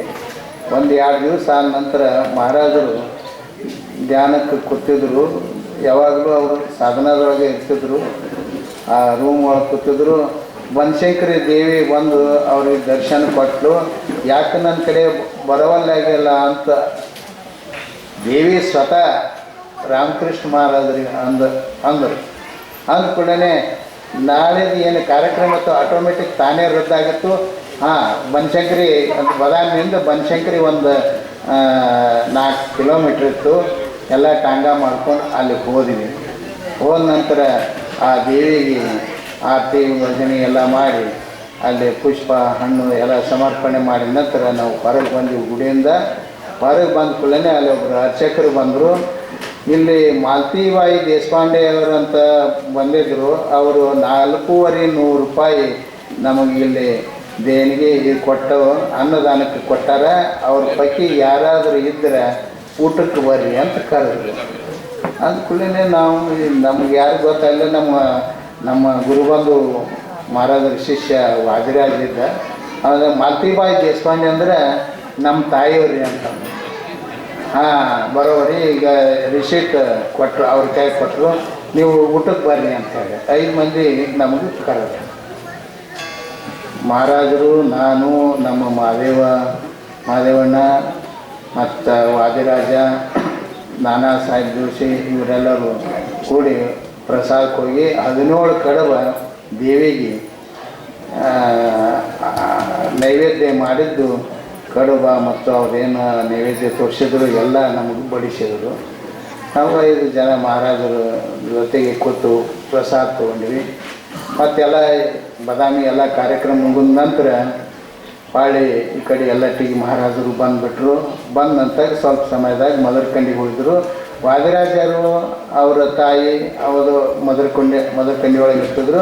ಮೇಲಿನ ಮೇಲೆ ವಾದಿರಾಜವ್ರ ಮನೆಗೆ ಹೋಗ್ತಿದ್ರು. ಅವರು ವಾದಿರಾಜವ್ರ ಮನೆಗೆ ಹೋದಾಗ ಅವರು ಮಾಲ್ತಿಬಾಯಿ ದೇಶಪಾಂಡೆ ಅವರು ವಾದಿರಾಜ ಅವ್ರ ತಾಯಿ ಇದ್ದರು. ಅವರಿಗೆ ಕೇಳಿದ್ರು, ನೀವು ಮೊನ್ನೆ ಬಾದಾಮಿಗೆ ಬಂದಿದ್ರಿ ಮತ್ತು ನೀವು 400 ರೂಪಾಯಿ ಕೊಟ್ಟು ಅನ್ನದಾನ ಕೊಟ್ಟಿದ್ರಿ, ನಮ್ಗೆ ಊಟಕ್ಕೆ ಹಾಕಿದ್ರು, ನೀವು ನಮ್ಗೆ ಭೇಟಿ ಆಗ್ಲಾರ್ದ ಬಂದಿರಲ್ಲ ಅಂತ ಕೇಳಿದ್ರು. ಇಲ್ರಿ, ನಾ ಬಾದಾಮಿಗೆ ಹೋಗಿಲ್ಲ, ಇನ್ನೂ ತಕ್ಕ ಬಾದಾಮಿಗೆ ಹೋಗಿಲ್ಲ ನಾ ಹೆಂಗೆ ಕೊಡ್ರಿ ಅಂತಂದರು. ಇದನ್ನು ಯಾರು ಮಾಡಿದ್ರು ಏರ್ಪಾಡು? ಬನಶಂಕರಿ ದೇವಿ ಮಹಾರಾಜರಿಗೆ ದರ್ಶನ ಕೊಟ್ಟರು ಅಂಥ ನೋಡ್ರಿ ಸತ್ಪುರುಷರು. ನರಸಿಂಹೇಶ್ವರ ಮಹಾರಾಜರಿಗೆ ಚಂದಲಾ ಪರಮೇಶ್ವರಿ ಆರತಿ ಮಾಡಿ ಕುಂಕುಮ ತಿಲಕ ಇಟ್ಟರು, ಹರಿಸಿದರು. ಮುಂದಿನ ಭಕ್ತಿ ಕಾರ್ಯದಾಗ ನಾ ಸಹಾಯ ಮಾಡ್ತೀನಿ ಅಂತ ಹೇಳಿದ ಚಂದಲಾ ಪರಮೇಶ್ವರಿ ಈಗೆಲ್ಲರ ನಿಮ್ಮೆಲ್ಲರ ಇಷ್ಟಾರ್ಥಗಳನ್ನು ಸಿದ್ಧಿ ಮಾಡುವ ಆ ತಾಯಿ ಇಲ್ಲೇ ಅದಾಳ. ನರಸಿಂಹೇಶ್ವರ ಮಹಾರಾಜರಿಗೆ ಆರತಿ ಮಾಡಿದರು. ಹಾಗೆ ರಾಮಕೃಷ್ಣ ಮಹಾರಾಜರಿಗೆ ಬನಶಂಕರಿ ದೇವಿ ದರ್ಶನ ಕೊಟ್ಟರು. ಅವರು 1-2 ಗುರುಗಳದು ಅದ್ಭುತ ಲೀಲೆ. ನಮ್ಮ ಮನೆಗೆ ನಾವು ಮಹಾರಾಜರ ಕಡೆ ನಾ ಇಲ್ಲಿ ಬಂದೆ, ಮಿರಜ್ಗೆ ಹೋಗ್ಬೇಕಾಗ್ಯದ, ಹೋಗೋಣ ನಡಿ ಅಂತ ಕರೆದ್ರು. ಸಂಜೆ ಮುಂದೆ ಮುಂಜಾನೆ ಬೆಳಗ್ಗೆ ಹೋಗ್ಬೇಕಾಗಿತ್ತು. ಬೆಳಗ್ಗೆ ಕಾಕಡಾರ್ತಿ ಮುಗಿದ ನಂತರ ಧ್ಯಾನ ಕೂತರು. ಮಹಾರಾಜರು ಬೇಡ ಅಂದ್ರೆ ಹೋಗೋದು ಬೇಡ ಅಂತಂದರು. ನರಸಿಂಹ ಮಹಾರಾಜರು ದರ್ಶನ ಕೊಟ್ಟರು, ಅವರಿಗೆ ಹೋಗೋದು ಬೇಡ ಅಂದ್ರೆ ಆಯ್ತರಪ್ಪ ಅಂದ್ರೆ ಮತ್ತೆ ಎಲ್ಲರೂ ಹೋಗೋದ್ರಿ, ನಿಮ್ಮ ಮನೆಗೆ ಹೋಗೋಣ ಅಂತ ನಡ್ರಿ ಅಂತ ಹುನ್ನೂರಿಗೆ ಹೋಗಿ ಅಲ್ಲಿ ರುದ್ರಾಭಿಷೇಕ ಪೂಜಾ ಇವ್ರು ನಾನಾ ಜೋಶಿ ಅವ್ರನ್ನ ಕರೆದಿದ್ದೆವು. ಅದ್ರಾಜಿದ್ರು ಎಲ್ಲರೂ ಕಾರ್ಯಕ್ರಮ ಅಲ್ಲಿ ರುದ್ರಾಭಿಷೇಕ ಆಯಿತು. ಮತ್ತೊಂದು ಮನೆಯೊಳಗೂ ಆಯಿತು. ಮಹಾರಾಜರಿಗೆ ನಾನು ತಿಳಿದಂಥ ದಕ್ಷಿಣ ಸಮರ್ಪಣೆ ಮಾಡಿ ಪ್ರಸಾದ ಮಾಡಿಸಿ ಆಮೇಲೆ ಸಾಯಂಕಾಲ ಮಹಾರಾಜರು ಎಲ್ಲಟ್ಟಿಗೆ ಬಸ್ಸಿನಾಗ ಹೋಗ್ತಿದ್ರು. ಆ ಕಾರ್ ಇದ್ದಿದ್ದಿಲ್ಲ, ಬಸ್ಸಿಗೆ ಕೂಡಿಸಿ ಅವ್ರಿಗೆ ಈ ಕಡೆ ಬಂದರು. ಸಾಯಂಕಾಲ ಎಷ್ಟು ಒಂದು 6 ಗಂಟೆ ಮುಂದೆ ಅವರು ಈ ಕಡೆ ಬಂದುಬಿಟ್ರು. 6:30-7 ಗಂಟೆಗೆ ಕಡಲ್ಲತ್ತ ಸಿಡ್ಲು ಹೊಡಿತ್ರಿ, ಮಳೆ ಬರಕ್ಕೆ ಹತ್ತು. ಏನು ಗುಡುಗು ಸಿಡ್ಲು ಬಂತು. ಸಿಡ್ಲು ನಮ್ಮ ಮನೆ ಮ್ಯಾಗ ಹಾಯ್ದು ಹೋಗಿ ಆ ಗುಡ್ಡದಾಗ ಬಿತ್ತು. ನಮ್ಮ ಮನೆಯೊಳಗೆ ಮನೆ ಮ್ಯಾಗ ಬೀಳುದಿತ್ತದು. ಅದು ಹೋಗಿ ಗುಡ್ಡದಾಗ ಬಿದ್ದು ಅಲ್ಲಿ ಕುರಿ ಕಾಯೋರಿಗೆ ಕುರಿಗಳು ಎಷ್ಟು ಸತ್ಬಿಟ್ಟು ನಮ್ಮ ಮನೆಗಳಿಂದ ಲೈಟ, ಟ್ಯೂಬ್ಲೈಟ, ಇವು ಫ್ಯಾನ್ ಎಲ್ಲ ಸುಟ್ಟು ಬಿಟ್ಟಿದ್ದು ನೋಡ್ರಿ. ಗುರುಗಳು ನರಸಿಂಹೇಶ್ವರ ಮಹಾರಾಜರು ರಾಮಕೃಷ್ಣ ಮಹಾರಾಜರಿಗೆ ಹೇಳಿ ಮುಂದೆ ಮಿರಾಜ್ಗೆ ಹೋಗೋದನ್ನು ತಪ್ಪಿಸಿ ನಮ್ಮ ಮನೆಗೆ ಹೋಗಿ ನಮ್ಮಲ್ಲಿ ಪೂಜಾದು ಮಾಡಿ ನಮಗಾಗ್ತಕ್ಕಂಥ ಅನಾಹುತ ಅಪಾಯವನ್ನು ತಪ್ಪಿಸಿದಂಥ ಸದ್ಗುರು ಯಾರಾದರೂ ಇದ್ದಿದ್ದಾರೆ ಅಂತಂದ್ರೆ ರಾಮಕೃಷ್ಣ ಮಹಾರಾಜ. ನಮ್ಮ ಜೀವ ರಕ್ಷಣೆ ಮಾಡಿದಂಥ ಸತ್ಪುರುಷರು. ಅನನ್ಯಾಶ್ಚಿಂತು ಎಂತೋ ಮಾಂ ಯೇ ಜನಃ ಪರಿಪಾಸತೆ ತೇಷಾಂ ನಿತ್ಯಾಭಿಯುಕ್ತಾನಾಂ ಯೋಗಕ್ಷೇಮಂ ವಹಾಮ್ಯಹಂ. ಎಲ್ಲರೂ ನಮಗಷ್ಟೇ ಅಲ್ಲ, ನಿಮ್ಮಲ್ಲಿ ಸಾವಿರಾರು ಲಕ್ಷಾಂತರ ಮಂದಿ ನಿಮಗೆಲ್ಲರೂ ಕಾಯ್ದಾರವರು. ಇದೊಂದು ಸಂದರ್ಭ ಬಂದದಂತ ನಾ ಹೇಳ್ಕೊಂಡಿನಿ. ಪ್ರತಿಯೊಬ್ಬರಿಗೂ ಇಲ್ಲಿ ಯಾರ್ಯಾರು ಕೂತಾರೆ ರಾಮಕೃಷ್ಣ ಮಹಾರಾಜರು ನಿಮ್ಮ ಮನೆಯೊಳಗೆ ನಿಮ್ಮ ಬಳಗದಾಗ ನಿಮ್ಮೆಲ್ಲರ ಇಷ್ಟಾರ್ಥಗಳನ್ನು ನೆರವೇರಿಸ್ಯಾರ. ನಿಮಗೆ ಆತ್ಮಜ್ಞಾನವನ್ನು ತುಂಬ್ಯಾರ. ನಿಮಗೆ ಸಾಯುಜ್ಯ ಮುಕ್ತಿ ಪಡಿತಕ್ಕಂಥ ಒಂದು ಅನುಭವ ಹೇಗಾಗ್ತದ ಪ್ರಾಕ್ಟಿಕಲ್ ನಿಮಗೆಲ್ಲರೂ ಕಲಿಸ್ಯಾರ. ನಿಮಗೆ ನಿತ್ಯ ಸಮಾಧಾನ, ಶಾಂತಿ ಸಮಾಧಾನ ಕೊಡ್ತಕ್ಕಂಥದ್ದು ಒಂದು ಜ್ಞಾನವನ್ನು, ಒಂದು ಕ್ರಿಯೆಯನ್ನು ನಿಮಗೆ ಬೋಧಿಸ್ಯಾರ. ನಿಮ್ಮ ಹೃದಯದೊಳಗೆ ರಾಮಕೃಷ್ಣ ಮಹಾರಾಜರೇ ತುಂಬಿಬಿಟ್ಟಾರ. ನಿಮ್ಮೆಲ್ಲರ ಪಾದಕ್ಕೆ ನಿಮ್ಮೆಲ್ಲರಿಗೆ ದಂಡವತ್ ನಮಸ್ಕಾರಗಳನ್ನ ತಿಳಿಸುತ್ತಾ ನಾನು 2 ಮಾತುಗಳನ್ನು ಮುಗಿಸ್ತೀನಿ. ಪರಮ ಪೂಜ್ಯ ನಿಂಗರಾಜ್ ಮಹಾರಾಜರ ಅಡಿದಾವರಗಳಲ್ಲಿ ದೀರ್ಘದಂಡ ವಂದನೆಗಳನ್ನು ಸಮರ್ಪಿಸುತ್ತಾ ಇನ್ಮೇಲೆ ಇವತ್ತಿನ ಸಮಾರಂಭದ ದಿವ್ಯ ಸಾನ್ನಿಧ್ಯ ವಹಿಸಿರುವ ಶ್ರೋತ್ರಿಯ ಬ್ರಹ್ಮ ಮಹಾಶಿವಯೋಗಿ ಶ್ರೀ ಶ್ರೀ ದುಂಡೇಶ್ವರ ಮಹಾರಾಜರು, ಕಮರಿಮಠ್, ನಂದೇಶ್ವರ್. ಬಹುಶಃ ಎಲ್ಲ ಭಾಷೆಗಳಲ್ಲಿ ಅತ್ಯಂತ ಶ್ರೇಷ್ಠವಾಗಿರ್ತಕ್ಕಂಥ ಭಾಷೆ ಸಂಸ್ಕೃತ ಭಾಷೆ. ಆ ಸಂಸ್ಕೃತ ಭಾಷೆಯಲ್ಲಿ PhD ಮಾಡಿರ್ತಕ್ಕಂಥವರು ಪರಮ ಪೂಜ್ಯ ದುಂಡೇಶ್ವರ ಮಹಾತ್ಮ ಸ್ವಾಮಿಗಳು. ಬಹುಶಃ ನಾನು ಹೇಳ್ತೀನಿ, ಏನ್ರಿ ಸಂಸ್ಕೃತ ಇಲ್ಲಿ ಕರ್ನಾಟಕದಲ್ಲಿ ಬಾಗಲಕೋಟೆ, ಬಿಜಾಪುರ ಎಲ್ಲೂ ಇಲ್ಲ. ಆದರೆ ನಾವು ಸಂಸ್ಕೃತ ಕೇಳ್ತಕ್ಕಂಥದ್ದು ಉತ್ತರ ಕನ್ನಡ, ಕಾರವಾರ, ಉಡುಪಿ ಹಾಗೂ ದಕ್ಷಿಣ ಕನ್ನಡ, ಮಂಗಳೂರಲ್ಲಿ ಅಂತಕ್ಕಂಥದ್ದು.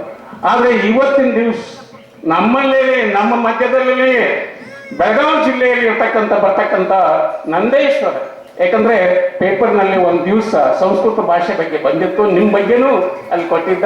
ಅಲ್ಲಿರ್ತಕ್ಕಂಥದ್ದು ನಂದೇಶ್ವರ ಗ್ರಾಮ ಇವತ್ತಿನ ದಿವಸ ನಾವು ಕಾಣಬೇಕಾಗಿತ್ತಂದ್ರೆ ಸಣ್ಣ ಹುಡುಗರು ಹಿಡ್ಕೊಂಡು ಅಲ್ಲಿರ್ತಕ್ಕಂಥ ಎಲ್ಲರಿಗೂ ಸಂಸ್ಕೃತ ಭಾಷೆಯಲ್ಲೇ ಮಾತಾಡ್ತಕ್ಕಂಥ ಕಲ್ತಿರ್ತಕ್ಕಂಥದ್ದು ಪರಮ ಪೂಜ್ಯರು ಇವತ್ತಿನ ದಿವಸ ನಮ್ಮ ಸಮಾರಂಭಕ್ಕೆ ಆಗಮಿಸಿದ್ದಾರೆ. ಅವ್ರ ಬಗ್ಗೆ ನಾ ಎಷ್ಟು ಹೇಳಿದ್ರು ಕಡಿಮೆ. ಯಾಕಂದ್ರೆ ಮಹಾತ್ಮರು ಯಾವ ರೀತಿ ಇರ್ತಾರೋ ಅಂತಕ್ಕಂಥ. ಯಾಕಂದ್ರೆ ಬಹಳಷ್ಟು ನಾವು ಹೇಳ್ತೀವಿ, ಏನ್ರಿ ಸಂಸ್ಕೃತ ಕಲಿತು ಏನ್ ಮಾಡೋದು ಅಂತಕ್ಕಂಥ. ಯಾಕಂದ್ರೆ ಎಲ್ಲ ಭಾಷೆಗಳ ದೇವ ಭಾಷೆನೇ ಸಂಸ್ಕೃತ ಭಾಷೆ ಅಂತಕ್ಕಂಥ. ಅಂತ ಸಂಸ್ಕೃತ ಭಾಷೆಯ ಮಹಾನ್ ಪಂಡಿತರು, ಅದರಲ್ಲಿ PhD ಮಾಡಿರ್ತಕ್ಕಂಥವರು ಇರ್ತಕ್ಕಂಥ ಪರಮ ಪೂಜ್ಯರು. ಇನ್ಮೇಲೆ ಅವರಿಂದ ಒಂದು ಪ್ರವಚನ ಪ್ರಾರಂಭಿಸಬೇಕಂತ ಅವರ ಅಡಿದಾವರಗಳಲ್ಲಿ ದೀರ್ಘದಂಡ ವಂದನೆಗಳನ್ನು ಸಲ್ಲಿಸಿದರು. ಆಶೀರ್ವಚನವನ್ನ ಅವ್ರು ಹೇಳಬೇಕು ಅಂತ ಅವರ ಅಡಿದಾವರಗಳಲ್ಲಿ ವಿನಂತಿಸ್ಕೊಳ್ತಾ ಇದ್ದೀನಿ. ಹರ ಓಂ ತತ್ಸತ್ಪರ ಬ್ರಹ್ಮಣೇ ನಮಃ. ಶ್ರೀ ಗಣಪತಿ ಶಾರದಾ ಶ್ರೀ ಗುರುಭ್ಯೋ ನಮಃ. ಶ್ರೀ ಸದ್ಗುರು ಶುದ್ಧಲಿಂಗಯತಿವರೇಣ್ಯನಂ ಭಾಸುರಯೋಗಿ ಕುಲತಿಲಕನಂ ಪಾಶಾಷ್ಟಕದಿಂ ಕುದಿವನರರುತ್ತರಿತನಂ ಸೋಸುತಿಹ ಮಾನಸದಿಂ ಭಜಿಪಿನ ಭಜಿಪಿನ ಭಜಿಪಿನ.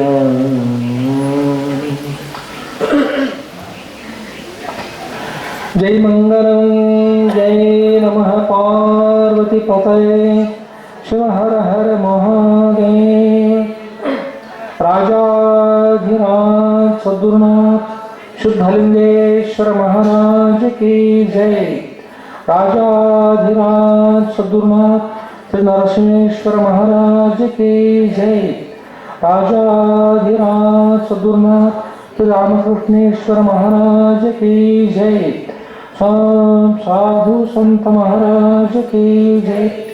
श्री गुरुदेव दत्त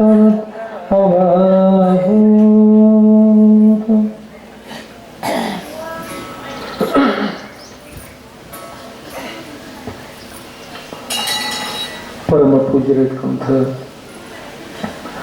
ಶ್ರೋತ್ರಿಯ ಬ್ರಹ್ಮನಿಷ್ಠರಾದ ಅದ್ವೈತ ಸಾರ್ವಭೌಮ ಚಕ್ರವರ್ತಿಗಳಾದ ಶ್ರೀಮ ಜಗದ್ಗುರು ಶ್ರೀ ಶ್ರೀ ಶ್ರೀ ಶುದ್ಧಲಿಂಗೇಶ್ವರ ಸುಬ್ಬರವರ ದಿವ್ಯ ಪಾದಕ ಮನಗಳಲ್ಲಿ ನನ್ನ ಅನಂತ ಕೋಟಿ ದೇವರನ್ನು ಪ್ರಣಾಮ ಸಮರ್ಪಿಸಿ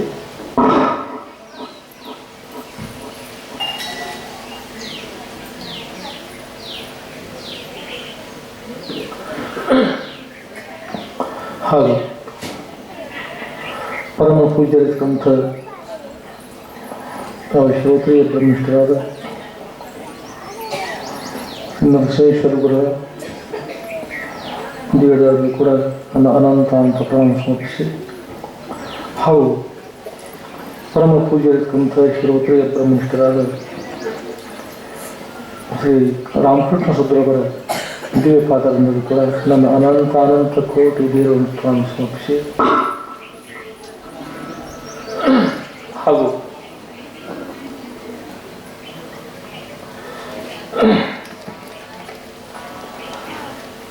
ಶ್ರೀ ನರಸಿಂಹೇಶ್ವರ ಸುಬ್ರವರು ಶ್ರೀಶಂತ ರಾಮಕೃಷ್ಣ ಸುಬ್ರವರ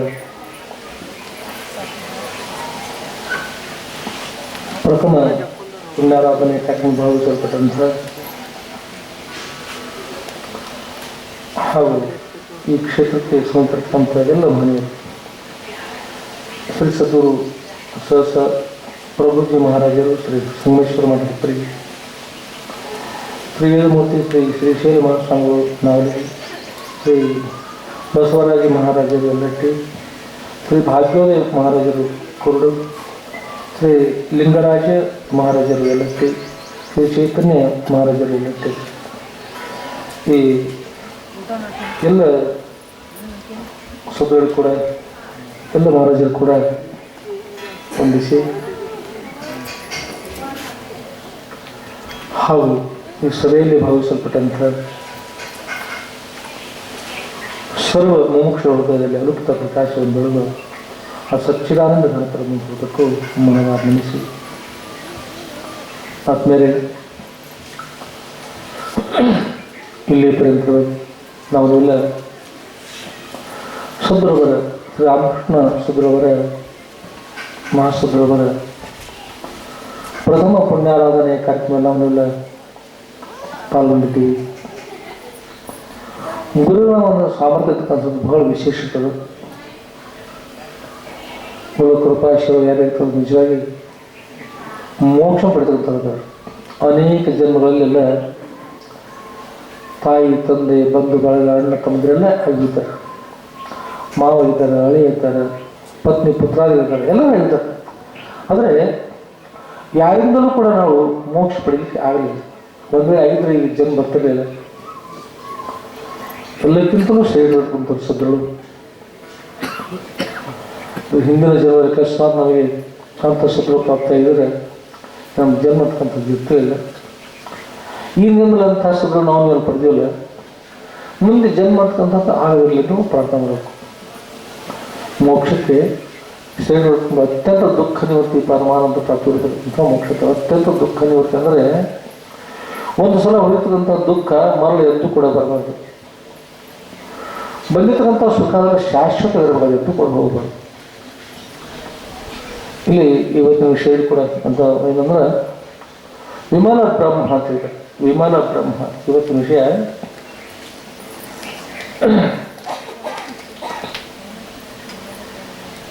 ಆದ್ಮೇಲೆ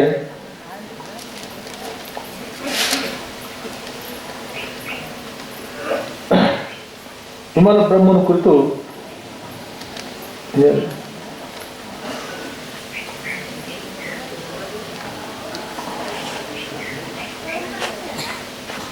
ವಿಮಾನ ಬ್ರಹ್ಮ ಅಂತಂದ್ರೆ ಯಾವುದೇ ದೋಷವಿಲ್ಲ, ಮಲಿನವಿರತಕ್ಕಂಥದ್ದು.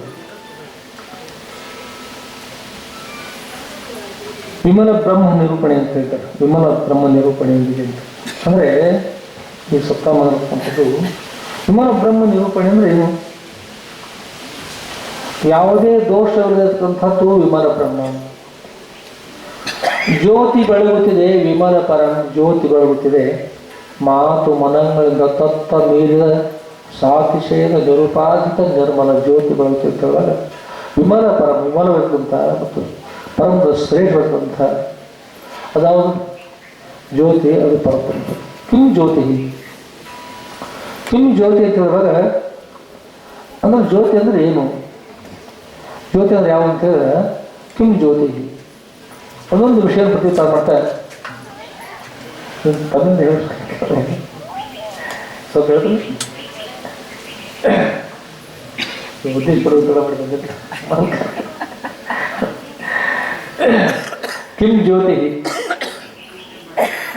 ಕಿಂ ಜ್ಯೋತಿ ಅಂದರೆ ಅಗ್ನಿ ಜ್ಯೋತಿ. ಅಗ್ನಿ ಜ್ಯೋತಿ, ಅಗ್ನಿಯ ಸ್ಪರ್ಶ ಮಾಡಿ ಜ್ಯೋತಿ ಪ್ರಜ್ವಲಿಸ್ತಾರೆ, ಅದು ಜ್ಯೋತಿ. ಒಬ್ಬರು ಹಾಗಂತಾರೆ. ಇನ್ನೂ ಕೆಲವು ಬರ್ತಾರೆ ಚಂದ್ರ ಜ್ಯೋತಿ. ಚಂದ್ರ ಜ್ಯೋತಿ ಅಗ್ನಿ ಜ್ಯೋತಿ ಅಲ್ಲ, ಅಗ್ನಿ ಜ್ಯೋತಿ ಕೂಡ ಕರೆದು ಹೋಗ್ತಾ ಇರ್ತಕ್ಕಂಥದ್ದು ಚಂದ್ರ ಜ್ಯೋತಿ. ಚಂದ್ರ ಜ್ಯೋತಿ ಬಗ್ಗೆ ಹೇಳಿದ್ರೆ ಚಂದ್ರ ಪರಪ್ರಕಾಶ, ಸೂರ್ಯನಿಂದ ಪಡೆದಿರ್ತಕ್ಕಂಥ ಪ್ರಕಾಶನ ಸ್ವೀಕಾರ ಮಾಡಿಕೊಂಡು ಚಂದ್ರ ಬೀಳ್ತಾ ಇದ್ದಾರೆ. ಅದರಿಂದ ಅದು ಕೂಡ ನಿಜವಾದ ಜ್ಯೋತಿ ಅಲ್ಲ.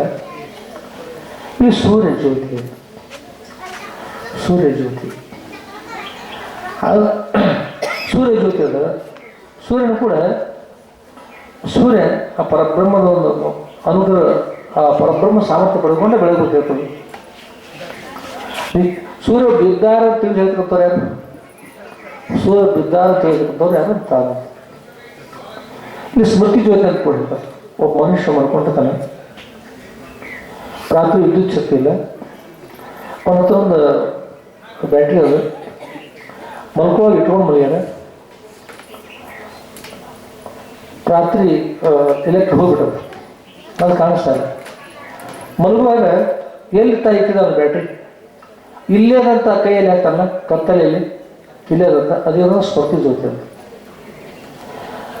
ನನ್ನ ಸ್ಮೃತಿ ಬಂತು ಹೋಯ್ತು ಅಂತಕ್ಕಂಥದ್ದಲ್ಲ, ಅದು ಕೂಡ ಬೇಕು. ಹಾಗಾಗಿ ತಾನು ಯಾರು ಅಂದ್ರೆ ತಾನು ನಿಜವಾದ ಎಲ್ಲವೂ ಹೇಳ್ತಕ್ಕಂಥ ಸ್ವರೂಪ.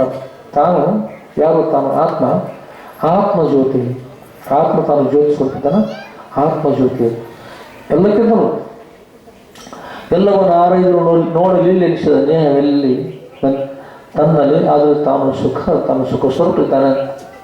ತಾನು ಸಚ್ಚಿದಾನಂದಗಳ ಪರಿಪೂರ್ಣ ಪರಬ್ರಹ್ಮ ಸ್ವರೂಪಿದ್ದಾನೆ. ಆ ಪರಬ್ರಹ್ಮ ಸ್ವರೂಪ ನೀನಿದ್ದೆ ತಿಳ್ಕೊಂಡು ಶಿವೋತ್ರಿ ಬ್ರಹ್ಮ ಹೇಳ್ತಾರೆ. ಆ ಪರಬ್ರಹ್ಮ ಸ್ವರೂಪ ನಾನಿದ್ದೆ ತಿಳ್ಕೊಂಡ್ರೆ ಸತ್ಶಿಷ್ಯ ಅಂತ ಹೇಳ್ತಾರೆ. ಇವರು ಶಿಷ್ಯ ಸಂಬಂಧ.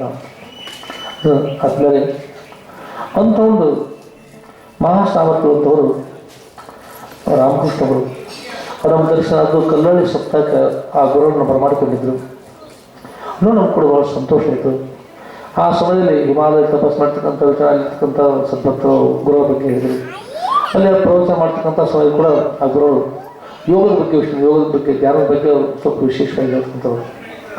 ಏಕೆಂದರೆ ಅನೇಕ ವಿಷಯಗಳಲ್ಲಿ ಯೋಗ ಆಗ್ತಾ ಬರ್ತದೆ, ಜೊತೆಗೆ ಭೋಗದ ಕಡೆಗೆ ಸಾಗಿದೆ. ಎಲ್ಲವನ್ನು ತ್ಯಾಗ ಮಾಡ್ಕೊಂಥದ್ದು.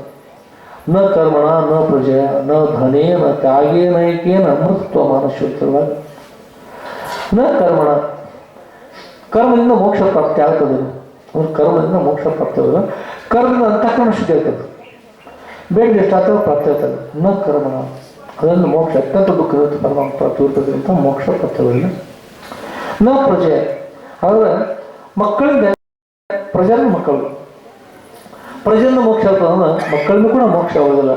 ಅಪುತ್ರಶ್ಯ ಗತಿ ಮಾಡ್ತಿರ್ತಾರೆ, ಮಕ್ಕಳಿಂದ ಮೋಕ್ಷ ಇಲ್ಲ ಅಂತ, ಮಕ್ಕಳು ಇಳಿದಿದ್ರೆ ಮೋಕ್ಷ ಇಲ್ಲ ಅಂತ ಹೇಳ್ತಾರೆ. ಅದು ಹಾಗಲ್ಲ. ತಾನು ಗುರುಗಳಿಗೆ ಶಿಷ್ಯ ಛಾತ್ರ ಮಕ್ಕಳು ಅಂತ ಹೇಳುವಾಗ ಗುರುಗಳ ಶಿಷ್ಯ ಕೂಡ ಈ ಶಬ್ದ ಬರ್ತದೆ. ಅದರಿಂದ ತನಗೆ ಮಕ್ಕಳಾಗಬೇಕು ಅಂತ ವಿಚಾರ ಮಾಡಿದ್ರೆ ಮೋಕ್ಷ ಆಗ್ತಂತ ತನಗೆ ಮಕ್ಕಳು. ಅಪುತ್ರಶ್ಯ ಗತಿ ಮಾಡಿಸಿ, ಮಕ್ಕಳಿದ್ದವ್ರಿಗೆ ಮೋಕ್ಷ ಇಲ್ಲ. ಆದರೆ ಹಾಗಲ್ಲ, ಎಷ್ಟೋ ಜನ ಮಕ್ಕಳ ಹತ್ರ ಮೋಕ್ಷ ಆಗೋದಿಲ್ಲ. ತಾನು ಗುರುಗಳಿಗೆ ಮಗಬೇಕು, ಗುರುಗಳಿಂದ ದೀಕ್ಷಾ ಪಡ್ಕೊಂಡು ತಾನು ಗುರುಗಳ ಶಿಷ್ಯ ಆಗಿ ಅವರಿಂದ ಬ್ರಹ್ಮಜ್ಞಾನ ಪಡೆದಾಗ ತನಗೆ ಮೋಕ್ಷ ಪ್ರಾಪ್ತಿ ಆಗ್ತದೆ. ಅದರಿಂದ ಅಂಥ ಮೋಕ್ಷನ ಪಡಿತಕ್ಕಂಥದ್ದು, ಮೋಕ್ಷ ಪಡೆಯೋಗೋಸ್ಕರ ಗುರುಗಳ ಕೃಪಾಶ್ರಯ ಅವಶ್ಯ ಬೇಕು. ಗುರುಗಳ ಅನುಗ್ರಹದಿಂದ ಗುರುಗಳಿಂದ ಅವರ ಸೇವೆ, ಆಪ್ತ ಸೇವೆ, ಅಂಗ ಸೇವೆ, ಸ್ಥಾನ ಸೇವೆ, ಸದ್ಭಾವ ಸೇವೆ ಸೇವೆಗಳನ್ನು ಮಾಡಿ ಅವ್ರ ಕೃಪಾಶ್ರಯದಿಂದ ಸಾಧನ ಚತುರ್ಟಿ ಸಂಪನ್ನವಾಗಿ ಅವರಿಂದ ಬ್ರಹ್ಮಜ್ಞಾನ ಪಡೆದಾದ್ರೆ ಆ ಬ್ರಹ್ಮಜ್ಞಾನ ದ್ವಾರ ಏನಂದ್ರೆ ಅತ್ಯಂತ ದುಃಖ ನಿವೃತ್ತಿ ಪರಮಾನಂದ ಪ್ರಾಪ್ತಿ ಇರ್ತಕ್ಕಂಥ ಮೋಕ್ಷ ಪ್ರಾಪ್ತಿ ಆಗ್ತದೆ. ಒಂದ್ಸಲ ಅತ್ಯಂತ ದುಃಖ ನಿವೃತ್ತಿ ಅಂದ್ರೆ ಏನು? ಅತ್ಯಂತ ದುಃಖ ನಿವೃತ್ತಿ ಅಂದ್ರೆ ನೀವು ದಿನಾಲು ಸ್ನಾನ ಮಾಡ್ತಿರ್ತೀರಿ. ಸ್ನಾನ ಮಾಡುವಾಗ ಇರ್ತಕ್ಕಂಥ ಬಟ್ಟೆಯನ್ನು ತೆಗೆದುಹಾಕಿ ಸ್ನಾನ ಮಾಡೋಕೆ ಮತ್ತು ಬೇರೆ ಬಟ್ಟೆ ಕೊಡ್ತಾ ಇರ್ತೀವಿ. ಮತ್ತು ಮರುಸಾರ ಮತ್ತು ಆ ಬಟ್ಟೆ ತೆಗೆದುಹಾಕಿ ಮತ್ತು ಹೊಸ ಬಟ್ಟೆ ಮತ್ತು ಬೇರೆ ಬಟ್ಟೆ ಕೊಡ್ತಾ ಇದ್ದೀನಿ. ಆಮೇಲೆ ಇದ್ರ ಜೊತೆಗೆ ಸರ್ಪ ಇರಲ್ಲ, ಸರ್ಪ ತಾವು ಒಂದೊಂದು ಪೊರೆಗಳಿಗೆ ಬಿಡ್ತಾ ಹೋಗ್ತದೆ.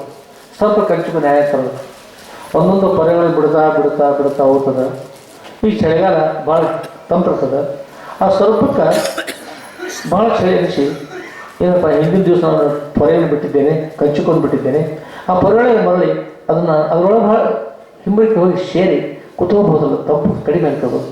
ಎಂದಾದ್ರು ಮಾಡ್ತದಲ್ಲ, ಪೊರೆಗಳೇ ಬಾಳೆಯ ಸುಳಿ ಅಂತ ಹೇಳ್ತಾರೆ. ಪೊರೆಯನ್ನೆಲ್ಲ ಕಡಿಮೆ ಬಾಳೆಯ ಸುಳಿ ಹೇಗೆ ಅದು ಒಂದು ಸುಳಿಲಿಕ್ಕೆ ಬರ್ತಾಯಿಲ್ಲ, ಹಾಗೆ ತಾನೆಲ್ಲವನ್ನು ಕಳ್ಕೊಳ್ಬೇಕಂದ್ರೆ ಕಳೆದಿರ್ತಕ್ಕಂಥ ಪೊರೆಯಲ್ಲಿ ಆ ಸರ್ಪ ಯಾವ ಕಾಲಕ್ಕೂ ಒಳಭಾಗದಲ್ಲಿ ಪ್ರವೇಶ ಮಾಡೋದಿಲ್ಲ. ಕಳೆದುಕೊಳ್ತಾ ಹೊರತಾಗಿ ಅದು ಮತ್ತೆ ಅದನ್ನು ಪಡ್ಕೊಳ್ಳೋದಿಲ್ಲ. ಹೀಗೆ ಒಂದು ಸಲ ಅತ್ಯಂತ ದುಃಖ ನಿವೃತ್ತಿ ಅಂದ್ರೆ ಒಂದು ಸಲ ಹೋಗಿರ್ತಕ್ಕಂಥ ದುಃಖ ಎಂದೂ ಕೂಡ ಬರಬಾರ್ದು.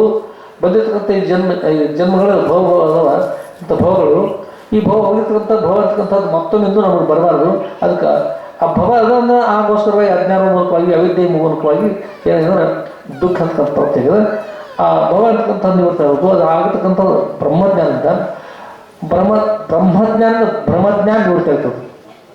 ಬ್ರಹ್ಮಜ್ಞಾನ ನಿವೃತ್ತಿ ಮಾಡ್ತಕ್ಕಂಥ ಶಕ್ತಿ ಬ್ರಹ್ಮಜ್ಞಾನ ಇದೆ. ಆ ಬ್ರಹ್ಮಜ್ಞಾನ ಇರ್ತಕ್ಕಂಥ ಶಕ್ತಿ ಸದ್ಯೋಗಿರ್ತದೆ. ಗೋಳತರ ಅವ್ರ ಮೋಕ್ಷ ಕುದುರೆಯಲ್ಲ, ಸದ್ಯೋನ್ಮುಕ್ತಿ ಅಂತ ಹೇಳ್ತಕ್ಕಂಥ ಸದ್ಗುರು ಇರ್ತಿರ್ತಾರೆ. ಸದ್ಯೋನ್ಮುಕ್ತಿ ಈ ಸದ್ಯದಲ್ಲಿ ಮುಕ್ತಿ ಸತ್ಯದ ನಿನಗೆ ಜನನ ಮರಣಾಗಿರತಕ್ಕಂಥದ್ದಿಲ್ಲ. ನನ್ನ ಜನನದಂದ್ರೆ ಜನನ ಅಸ್ಥಿತೆ ಜಾಯಿತೆ ಪರಿಣಮತೆ ಪ್ರವೃತ್ತಿ ಅಪಕ್ಷೀತೆ ವಿನಶ್ಯತೆ ಅಂತ ಷಡ್ಭಾವಿ ಕಾರ್ಯಗಳು ದೇಹಕ್ಕೆ. ದೇಹ ನಾಶೋತ್ತದ ಅಜೋ ನಿತ್ಯ ಶಾಶ್ವತ ಪುರಾಣೋ ನ ಹನ್ಯತೆ ಹನ್ಯಮಾನಶ.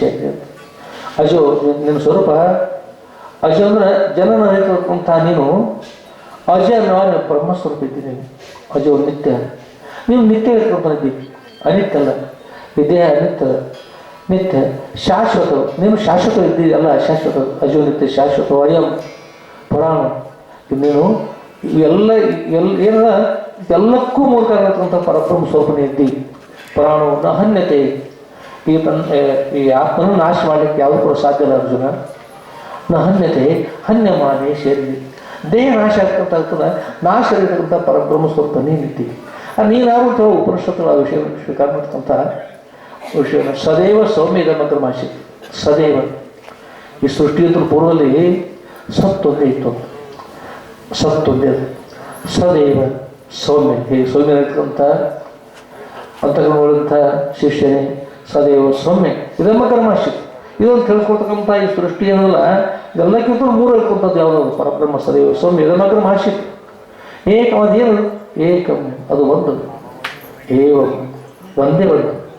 ಅದ್ವಿತೀಯ ಬ್ರಹ್ಮ, ಎರಡನೇದು ಎಲ್ಲವೇ ಇಲ್ಲ. ಯಾವ್ದು ಎರಡನೇದು ಇಲ್ಲವೋ ಅಂಥ ಪರಬ್ರಹ್ಮ ಸ್ವರೂಪ ನಿಂತಿದ್ವಿ. ಅದು ಅಣು ರೇಣು ಗಾಂಟ ಪರಿಪೂರ್ಣ ಇರ್ತಕ್ಕಂಥದ್ದು, ಎಲ್ಲ ಕಡೆ ವ್ಯಾಪಕ ಇರ್ತಕ್ಕಂಥದ್ದು. ಎಂತಿಹುದು ಪರವಸ್ತು ಎಂದು ಚಿಂತಿಸಲಿಕ್ಕೆ ಅಂತೂ ಇಂತಿಹುದನ್ನು ಬಾರದು. ಪರಬ್ರಹ್ಮ ಸ್ವರೂಪ ಹೀಗದ ಹಾಗದ ತಲಪ ಎಲ್ಲ ಕಡೆ ಪರಿಪೂರ್ಣ ಇರ್ತಕ್ಕಂಥದ್ದು. ಎಂತಿಹುದು ಪರವಸ್ತು ಎಂದು ಚಿಂತಿಸಲಿಕ್ಕೆ ಅಂತೂ ಇಂತಿಹುದನ್ನು ಬಾರದು. ಹಸಿಯುವುದು ತಾನಲ್ಲ, ಉಣ್ಣುವುದು ತಾನಲ್ಲ, ಹಸಿರುವುದು ಅಲ್ಲ. ಅದೇ ಒಳಗಡೆ ಕೊಂಡಿಲ್ಲ, ಅದು ನಿರ್ಣಯ ಸ್ವಲ್ಪ ನಿತ್ಯ ತೃಪ್ತವಾಗಿರೋದು. ನಿರ್ಣಯ ಮಾಡಿದ್ರೆ ನಿತ್ಯ ತೃಪ್ತದ. ಒಳಗಡೆ ಕೊಂಡಿಲ್ಲ, ಹೊರಗೆ ಸುಳಿಯೋದ. ಪರಬ್ರಹ್ಮ ಒಳಗೆ ಅಷ್ಟದಪ್ಪ, ಹೊರಗಿಲ್ಲ ಅಂತ. ಹೊರಗೂ ಕೂಡ ಸುಳಿತು, ಅದು ಹೊರಗೋದು. ಒಳಗಡೆ ಕೊಂಡಿಲ್ಲ, ಹೊರಗೆ ಸುಳಿಯೋದಲ್ಲ. ನಿರ್ಣಯ ಸಲ ಅದು ಹೊರಗೆ ಒಂದಾಗಿ ತಾ ಬೆಳಗುತ್ತದೆ. ಅದು ವಿಚಾರ ಮಾಡಿದ್ರೆ ಒಳಗೆ ಹೊರಗೆ ಅಂತಂದ್ರೆ ಎಲ್ಲ ಕಡೆ ವ್ಯಾಪಾರ ಇರತಕ್ಕಂಥದ್ದು ಒಂದೇ ಪರಬ್ರಹ್ಮ ಸ್ವರೂಪ. ಆ ಪರಬ್ರಹ್ಮ ಸ್ವರೂಪ ನೀನಿದ್ದಿ ಮಗು, ನೀ ಆ ಪರಬ್ರಹ್ಮ ಸ್ವರೂಪಕ್ಕೆ ಅಂತ ಹೇಳ್ಕೊಟ್ಟ ಗುರುವಿಗೆ ಶ್ರೋತ್ರಿಯಂ ಬ್ರಹ್ಮನಿಷ್ಠಂ ಸದೈವ ಸೌಮ್ಯ ಮಾತ್ರ ಆಶಿತ್ ತದ್ ವಿಜ್ಞಾನಾರ್ಥಂ ಸಗುರುಮೇವ ಅಭಿಲಿಪ್ಸ ಸಮ್ಯಕ್ ಪಾಣೀಯ ಶ್ರೋತ್ರಿಯಂ ಬ್ರಹ್ಮನಿಷ್ಠಂ ಸದೈವ ಸೌಮ್ಯ ಇದಮಗ್ರಮಾಶಿತ್ ತದ್ವಿಜ್ಞಾನಾರ್ಥಂ ಸಗುರುಮೇವ ಅಭಿಲಿಪ್ಸತ್ ಸಮ್ಯಕ್ ಪಾಣಿ ಶ್ರೋತ್ರಿಯಂ ಬ್ರಹ್ಮನಿಷ್ಠಂ ಅಂತ ಹೇಳ್ತಾರೆ. ಅದನ್ನು ತಿಳಿಗೋಸ್ಕರ ಆ ಪರಬ್ರಹ್ಮ ಸ್ವರೂಪ ನಾಡಿನ ತಿಳಿಗೋಸ್ಕರವಾಗಿ ಶ್ರೋತ್ರಿಯ ಬ್ರಹ್ಮನಿಷ್ಠ ಸದೃಢ ಹೋಗಿ ಅವರು ಕೃಪಾಶ್ರಯ ಪಡ್ತಕ್ಕಂಥದ್ದು ಮುಖ್ಯವಾಗಿರ್ತಕ್ಕಂಥದ್ದು. ಶ್ರೋತ್ರಿಯಂ ಅಂದ್ರೆ ಮೋಕ್ಷಗಳಿಗೆ ಬಂದಿರತಕ್ಕಂಥ ಸರ್ವ ಸಂದೇಹ ಅಧ್ಯಾತ್ಮ ತನ್ನ ಉದ್ಧಾರಗೋಸ್ಕರ ಬಂದಿರತಕ್ಕಂಥ ಸಂದೇಹಗಳನ್ನು ಪರಿಹಾರ ಮಾಡ್ತಕ್ಕಂಥವ್ರಿಗೆ ಶ್ರೋತ್ರಿಯರು ಅಂತಿರ್ತಾರೆ. ಬ್ರಹ್ಮನಿಷ್ಠ ನೀನು ಸಚ್ಚಾನಂದ ಪರಿಪೂರ್ಣ ಪರಬ್ರಹ್ಮ ಸ್ವರೂಪ ಇದೆ ಅಂತ ಗುರುಗಳು ಶಿಷ್ಯನಿಗೆ ಹೇಳ್ತಾರ. ಆ ಪರಬ್ರಹ್ಮ ಸ್ವರೂಪ ನಾಡಿರ್ತಕ್ಕಂಥ ಅವ್ರು ಇರ್ತಕ್ಕಂಥ ನಿಷ್ಠೆ ಇರ್ತಂಥವ್ರಿಗೆ ಬ್ರಹ್ಮನಿಷ್ಠ ಅಂತ ಹೇಳಿದ್ರು. ಅಂತ ಪರಿಪೂರ್ಣ ಇರ್ತಕ್ಕಂಥ ಪರಬ್ರಹ್ಮ ಸ್ವರೂಪ ನಾವಿದ್ದೇ ತಿಳಿಸ್ಕೊಡ್ತಕ್ಕಂಥವ್ರು ಶ್ರೋತ್ರಿಯ ಬ್ರಹ್ಮನಿಷ್ಠರು. ಅಂಥಗಳು ಕೃಪಾಶೀರ್ವಾದ ಆದಮೇಲೆ ಮತ್ತೆ ಬರ್ತದೆ ಮೋಕ್ಷ ಮೂಲ ಗುರು ಕೃಪ. ಮೋಕ್ಷಕ್ಕೆ ಮೂಲ ಇರ್ತಕ್ಕಂಥ ಗುರು ಕೃಪಾಶೀರ್ವಾದ. ಅವ್ರಿಗೊಂದು ಹೊಲ ಹೋಗಿ ಶರಣಾಗತ ಆದ ನಂತರ ದೇವಲೋಕದ ಅಮೃತವನ್ನು ಪಾನ ಮಾಡಿದ ಮೇಲೆ ಅಜ್ಜಿ ಹುಳಿ ಮಜ್ಜಿಗೆ ಬೇಕಾಗೋದು. ಅಜ್ಜಿ ಹುಳಿ ಮಜ್ಜಿಗೆ 15 ದಿವಸ ಹಿಂದಿನ ಅಜ್ಜಿ ಹುಳಿ ಮಜ್ಜಿಗೆ ಬೇಕಾಗೋದು. ಈ ಸಂಸಾರ ಹುಳಿ ಮಜ್ಜಿಗೆ ಇದು ಶಬ್ದ ಸ್ಪರ್ಶ ರೂಪ ರಸ ಗಂಧ ಅಂತಕ್ಕಂಥ ವಿಷಯಗಳೆಲ್ಲ ಎಲ್ಲ ಇವು ಮಿಥ್ಯ ಹೊತ್ಕೊಂಡ್ರು. ಅದರಿಂದ ನ ಕರ್ಮಣ ನ ಪ್ರಜಾ ನ ಧನೇನ ಧರ್ಮ ಮೋಕ್ಷ ಅದನ್ನು ಕೂಡ ಆಗೋದಿಲ್ಲ. ತ್ಯಾಗೇನೈತೆ ನಮ್ಮ ತತ್ವಮಾನಸಿವು. ಇದನ್ನೆಲ್ಲವನ್ನು ತ್ಯಾಗ ಮಾಡು, ಸುದೃಢ ಶರಣಾಗತವು, ಅವರಿಗೆ ಪ್ರಾಪ್ತ ಅವರ ಸೇವೆಯನ್ನು ಮಾಡು, ಸಾಧನ ಚತುರ್ಥ ಸಂಪನ್ನ ಅಂತ ಕೊಡಲ್ಪಟ್ಟಂಥವು. ಆಗ ಅವರು ದಿವ್ಯ ಕೃಪಾಶೀಲ ಇರ್ತದೆ. ಅವರ ಅನುಗ್ರಹದಿಂದ ಬ್ರಹ್ಮಜ್ಞಾನ ಪಡ್ತಿರ್ತದೆ. ಬ್ರಹ್ಮಜ್ಞಾನದ ಅವರ ಬ್ರಹ್ಮಜ್ಞಾನ ಇರ್ತದೆ. ಆ ಬ್ರಹ್ಮಜ್ಞಾನ ಏನಿರ್ತದೆ ಅದು ನಾನು ಸತ್ಯಾನಂದ ಪರಿಪೂರ್ಣ ಪರಬ್ರಹ್ಮ ಸ್ವತ್ತಿದೆ ಅಂತ ಉಪದೇಶ ನಾನು ತನಗೆ ಮೋಕ್ಷ ಪ್ರಾಪ್ತಿ ಇರ್ತದೆ. ಆಗೋಸ್ಕರ ಈ ಮಾರ್ಗದಲ್ಲಿ ಸಾಗುತ್ತಿರ್ತಕ್ಕಂಥದ್ದೆಲ್ಲ ಶ್ರುತಿಗಳು, ಸ್ಮೃತಿಗಳು, ಪುರಾಣ, ಇತಿಹಾಸ ಎಲ್ಲ ಹೇಳ್ಕೊತ ಹೋಗ್ತಾರೆ. ಅದನ್ನು ಆದ್ಮೇಲೆ ಮೂಲಕ ಉಪಾಸನೆ ಬಹಳ ಮತ್ತದ್ದು ಯೋಗದ ಬಗ್ಗೆ ಹೇಳಿದ್ರು. ಧ್ಯಾನವನ್ನು ಕೂಡ ಮಾಡ್ಲಿಕ್ಕೆ ಹೇಳಿದರು. ಇಲ್ಲಿ ಕಲ್ಲಲ್ಲಿ ಬಂದಾಗ ಪ್ರವಚನದಲ್ಲಿ ಧ್ಯಾನವನ್ನು ಮಾಡ್ಲಿಕ್ಕೆ ಕಾರಣ ಏನಂದ್ರೆ ಯಥಾರ್ಥ ಸ್ವಲ್ಪ ತಿಳಿಯಕ್ಕೆ ಸಹಕಾರಿ ಆಗಿರ್ತಕ್ಕಂಥ ಉದ್ದೇಶಕ್ಕೂ ಸಹಕಾರ ಮಾಡೋಕ್ಕೋಸ್ಕರ ಹಾಗೆ ಸಾಗ್ತಾ ಇಲ್ಲಿ ಬಂದ ಕೂಡ ನಾವು ಗುರುಗಳ ದೇಹ ತ್ಯಾಗ ಅಂತ ಬ್ರಹ್ಮಲಿ ಸ್ಥಿತಿಯಲ್ಲಿ ನಾವು ಬಂದು ನೋಡಿದಾಗ ಅದು ದೇಹ ತ್ಯಾಗ ಮಾಡಿದ್ರೆ ಸಮಸ್ಯೆ ಇಲ್ಲ. ಅವರು ದೇಹ ನೋಡ್ಲಿಕ್ಕೆ ದೇಹ ಕೂಡ ಅವರ ಲಕ್ಷಣ ಹೊಂದಿತ್ತು. ದೇಹ ಅವರ ಸಂಘದಿಂದ ಮಹಾತ್ಮರ ಸಂಘದಿಂದ ಏನಿರ್ತದೆ ಈ ಪೃಥ್ವಿ ಪಂಚಮಹಾಭೂತ ಕೊಡಲ್ಪಟ್ಟಂಥ ದೇಹ ಅಂದ್ರೆ ಅದೊಂದು ಪವಿತ್ರ ಇರ್ತಕ್ಕಂಥದ್ದು. ಅದಕ್ಕೊಂದು ಸಾಮರ್ಥ್ಯ ಇರ್ತದೆ. ಆ ತಪಸ್ಸು ಮಾಡಿ ಮಾಡಿ ಮಾಡಿ ಮೋಕ್ಷ ಉದ್ಧಾರ ಮಾಡ್ತಕ್ಕಂಥ ಶಕ್ತಿ ಇರ್ತದೆ. ಅವರ ಒಂದು ಅದರ ದೇಹದಲ್ಲಿ ವಾಸ ಮಾಡ್ತಾರೆ. ದೇಹದಲ್ಲಿ ವಾಸ ಮಾಡ್ತಾರೆ. ಈ ಕರ್ಪೂರ ಹಾಕಿರ್ತಕ್ಕಂಥ ಪೆಟ್ಟಿಗೆ ನೋಡಿ, ಒಳಗಿನ ಕರ್ಪೂರ ತೆಗೆದರೂ ಕೂಡ ಅದಕ್ಕೊಂದು ವಿಶೇಷ ಕೆಲವು ದಿವಸ ಸುವಾಸನೆ ಕುಡಿತದೆ. ಹಾಗೆ ಆ ಮಹಾತ್ಮರ ಸಂಘದ ಮೂಲಕ ಪಂಚಮಹಾಭೂತಗಳು ಕೊಡಲ್ಪಟ್ಟಂಥ ದೇಹದಂತೂ ಕೂಡ ದೇಹ ಕೂಡ ಪರಮ ಪವಿತ್ರವಾಗಿ ಕಾಣ್ತಾ ಇತ್ತು. ಅವ್ರ ದೇಹವನ್ನು ತ್ಯಾಗ ಮಾಡಿದ್ರೆ ನಮ್ಗೆ ಅನಿಸಲೇ ಇಲ್ಲ. ಹೀಗಾಗಿ ನೌಕರು ಭಾಳ ಸಂತೋಷ ಅಂತ ಮಹಾತ್ಮ ನೋಡಿದ ಸಂತೋಷ ಅಂತದ ಭಾಳ ಸಂತೋಷ ಆಯಿತು. ಆದಮೇಲೆ ನಾವು ಕೂಡ ಈಗ ಪ್ರಥಮ ಪುಣ್ಯಾಲದಲ್ಲಿ ನಾವು ಭಾಗವಹಿಸಿದ್ವಿ. ಗುರುಕೃಪಾಶೀರ್ವಾದ ಎಲ್ಲರೂ ಕೂಡ ಇರಲಿ. ಗುರುಕೃಪಾಶೀರ್ವಾದ ಅಂಥದ್ದು ಅವಶ್ಯವಾಗಿ ಬೇಕು. ಗುರುಕೃಪಾಶೀರ್ವಾದ ಯಾರು ಇರ್ತಾ ಇಲ್ಲ ಅವರ ಜೀವನ ವ್ಯರ್ಥ ಇರ್ತದೆ. ಶಾಸ್ತ್ರ ಪುರಾಣ ಪ್ರವಚನಗಳನ್ನು ಶಿವ ಮಾಡ್ತಕ್ಕಂಥದ್ದಿರಬೇಕು. ಮನನ ಮಾಡಬೇಕು. ಯಾವುದನ್ನು ಕೇಳಿದ್ರೆ ಮನನ ಮಾಡಬೇಕು. ಮನ ಮಾಡ್ಕೊಂಡು ನಿಧ್ಯಾಸನ ಮಾಡಬೇಕು. ನಿಧ್ಯಾಸನ ಮಾಡಿದಾಗ ತನ್ನ ಯಥಾರ್ಥ ಸ್ವಲ್ಪ ಸ್ಥಿತಿ ಇರ್ತದೆ. ದೃಢ ಪರೋಕ್ಷ ಬ್ರಹ್ಮಜ್ಞಾನ ಪ್ರಾಪ್ತ ಆಗಿ ತಮ್ಮ ಉದ್ಧಾರ ಆಗ್ತದೆ. ಆಗೋಸ್ಕರವಾಗಿ ಇರ್ತದೆ. ಇದ್ರ ಜೊತೆಗೆ ಇನ್ನೂ ಕೂಡ ನಮ್ಮ ಕಾರ್ಯಕರ್ತರು ಕೆಲವು ವಿಷಯ ಬೇರೆ ಹೇಳ್ತಾರೆ. ಆ ಸಂಸ್ಕೃತ ಏನು ಪದಾರಿ ಏನು ಹೇಳಿದ್ರು, ನಾವೇನೂ ಅಭ್ಯಾಸ ಮಾಡಲಿಲ್ಲ. ಮಾಡಿದ್ರೆ ಗುರುಳಿದ್ದಾರೆ ಎಲ್ಲ ಮಾಡ್ತಿರ್ತಾರೆ ಗುರುಳಿದ್ದಾರೆ. ಇನ್ನು ಅದಕ್ಕಂಥ ಸಂಸ್ಕೃತ ಅಂತ ಹೇಳುವಾಗ ಸಂಸ್ಕೃತ ಅಂದ್ರೆ ಸಂಸ್ಕಾರ ನೀಡಿದಂಥ ವೇದಾಂತ ವಿಜ್ಞಾನ ಸುನಿಶ್ಚಿತಾರ್ಥ ಸಂಸ್ಕಾರ ಸೋಷನ ಪರಂಪರಿತ ವಿದ್ಯಾ ಈ ಬುದ್ಧಿ ಕೆಲ ಕಾಮಾದಿ ಅಂತ ಸಂಸ್ಕೃತದಲ್ಲಿ ಅಂತ ಶ್ಲೋಕದಲ್ಲಿ ಇದು ಕೂಡ ಎಲ್ಲ ಸಂಸ್ಕೃತ. ಆದಮೇಲೆ ಭಾಷೆ ಎಲ್ಲ 6,999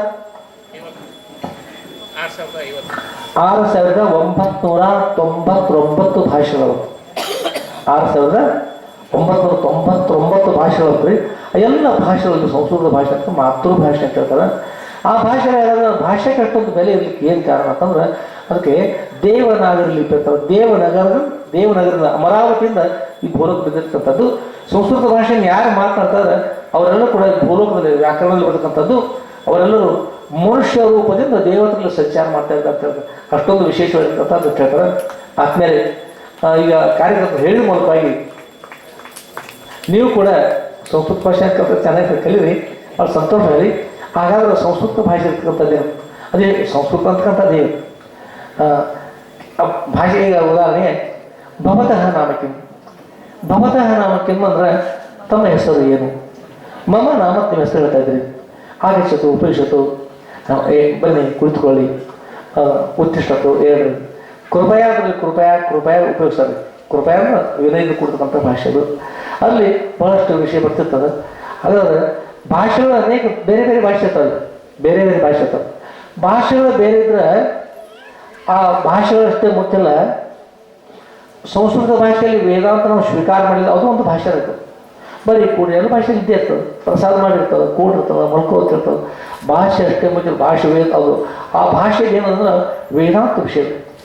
ಎಲ್ಲ ವೇದಗಳು ಋಗ್ವೇದ, ಯಜುರ್ವೇದ, ಸಾಮವೇದ, ಅಥರ್ವಣ ವೇದಗಳಿರಲಿಲ್ಲ. ಅಲ್ಲಿ ವೇದಗಳಲ್ಲಿ ಸಂಹಿತ, ಬ್ರಾಹ್ಮಣ, ಅರಣ್ಯಕ, ಉಪನಿಷತ್ತುಗಳು. ಆ ಉಪನಿಷತ್ತುಗಳು ಅದು ಕಠಿಣ ಒಂದು ಉದ್ದೇಶ ಇಟ್ಟುಕೊಂಡು ವೇದವ್ಯಾಸರು 4 ವೇದಗಳನ್ನ ವೇದ ರಾಶಿಗಳನ್ನು ಮಾಡಿ 4 ವೇದಗಳನ್ನು ಮಾಡಿದರು. ಮತ್ತು ಸುಲಭವಾಗಿ ಉದ್ದೇಶ ಇಟ್ಟುಕೊಂಡು ಅದರೊಳಗಿನ ಉಪನಿಷತ್ತುಗಳನ್ನು ಸ್ವೀಕಾರ ಮಾಡಿಕೊಂಡು ಅದ್ರಲ್ಲಿ ಮತ್ತು ಅದು ಕಠಿಣ ಉದ್ದೇಶ ಇಟ್ಟುಕೊಂಡು ಬ್ರಹ್ಮಸೂತ್ರ ರಚನೆ ಮಾಡಿದರು. ಬ್ರಹ್ಮಸೂತ್ರವನ್ನು ಅದು ಕೂಡ ಕಠಿಣ ಮತ್ತು ಸುಲಭ. ತಾಯಿ ಕರುಣೆ ಹಾಗೆ ನೋಡ್ರಿ, ತಾಯಿಗೆ ಒಂದ್ಸಲ ಎದೆ ಹಾಲು ಇರಲಿ ಅಂದ್ರೆ ಭಾಳ ಕಷ್ಟ ಆಗ್ತದೆ ಮಕ್ಕಳಿಗೆ ಹಾಲು ಕುಡಿಸಿ ಕಠಿಣ ಆಗ್ತದೆ. ಏನು ಹತ್ರ ಇನ್ನೊಬ್ಬರು ತಾಯಿ ಇರ್ತದೆ ಗೋಮಾತೆ ದೇನು, ಆ ದೇನಿನ ಹಾಲನ್ನು ಗೋಮಾತೆ ಹಾಲು ತೆಗೆದುಕೊಂಡು ಮಗುವಿಗೆ ಹಾಲು ಕುಡಿಸ್ತಾರೆ. ಮಗುವಿಗೆ ಹಾಲು ಕುಡಿಸುವಾಗ ನಮಗೆಲ್ಲ ಕೊಡ್ಬೇಕಾದ್ರೆ ಕಾಯಿಸಿ ಹಾಲು ಕೊಡ್ತಿರ್ತಾರೆ ಗೋಮಾತೆ. ಆದರೆ ಇಷ್ಟು ಚಿಕ್ಕ ಮಕ್ಕಳಿಗೆ ಹೇಗೆ ಕೊಡ್ತೀರಿ ಹಾಲು? ಹಾಗೆ ಕೊಡ್ತೀರಿ. ಏನು ಮಾಡ್ತಾರೆ ಹಾಲಿನೊಳಗೆ? ಗೋಮಾತೆ ಹಾಲು ತೆಗೆದುಕೊಂಡು ಬಂದಾಗ ಸ್ವಲ್ಪ ಏನೋ ಕುಡಿತಿರಲ್ಲ, ಹಾಂ, ನೀರನ್ನು ಕುಡಿಸಿ ಆ ಮಗುವಿಗೆ ಸಾಮರ್ಥ್ಯ ಹೇಗದ ಅದಕ್ಕೆ ಅದು ತೆಗೆದುಕೊಳ್ಳೋ ಸಾಮರ್ಥ್ಯ ಇಲ್ಲ, ಅದಕ್ಕೆ ಹಾಲನ್ನು ತಿಳು ಮಾಡಿ ತಮ್ಮ ಎದೆ ಹಾಲಿನ ಕೂಡ ಆಗ್ತಂಥ ರೀತಿಯಿಂದ ಅದು ತಯಾರು ಮಾಡ್ಕೊತಾರೆ. ಆಗ ಮಹಾತ್ಮರು ಕೂಡ ಕರುಣಾಮಯರಾಗಿ ವೇದಗಳು ಉಪನಿಷತ್ತುಗಳ ಕಠಿಣ ಉಪನಿಷತ್ತನ್ನು ಸ್ವೀಕಾರ ಮಾಡಿಕೊಂಡು ಬ್ರಹ್ಮಸೂತ್ರ ತಯಾರು ಮಾಡಿದ್ರು. ಅದು ಎಲ್ಲರಿಗೂ ಕೂಡ ಸಾಧ್ಯ ಆಗಲಿಲ್ಲ ಅನ್ನೋಗೋಸ್ಕರವಾಗಿ ಆ ಉಪನಿಷತ್ತನ್ನು ಬ್ರಹ್ಮಸೂತ್ರ ತಯಾರು ಮಾಡಿ, ಬ್ರಹ್ಮಸೂತ್ರವೂ ಕೂಡ ಕಠಿಣ ಆದಮೇಲೆ ಅಲ್ಲಿರ್ತಕ್ಕಂಥ ಬ್ರಹ್ಮಸೂತ್ರ ಏನು ಅಥಾತೋ ಬ್ರಹ್ಮ ಜಿಜ್ಞಾಸ. ಬ್ರಹ್ಮಸೂತ್ರ ಉಪನಿಷತ್ತು ಮೊದಲು ವಿಷಯ ಸದೈವ ಸೌಮ್ಯದ ಮಗರಮಷ್ಟೇ ಉಪನಿಷತ್ತು. ಆಮೇಲೆ ಬ್ರಹ್ಮಸೂತ್ರದಲ್ಲಿ ಅಥಾತೋ ಬ್ರಹ್ಮ ಜಿಜ್ಞಾಸ.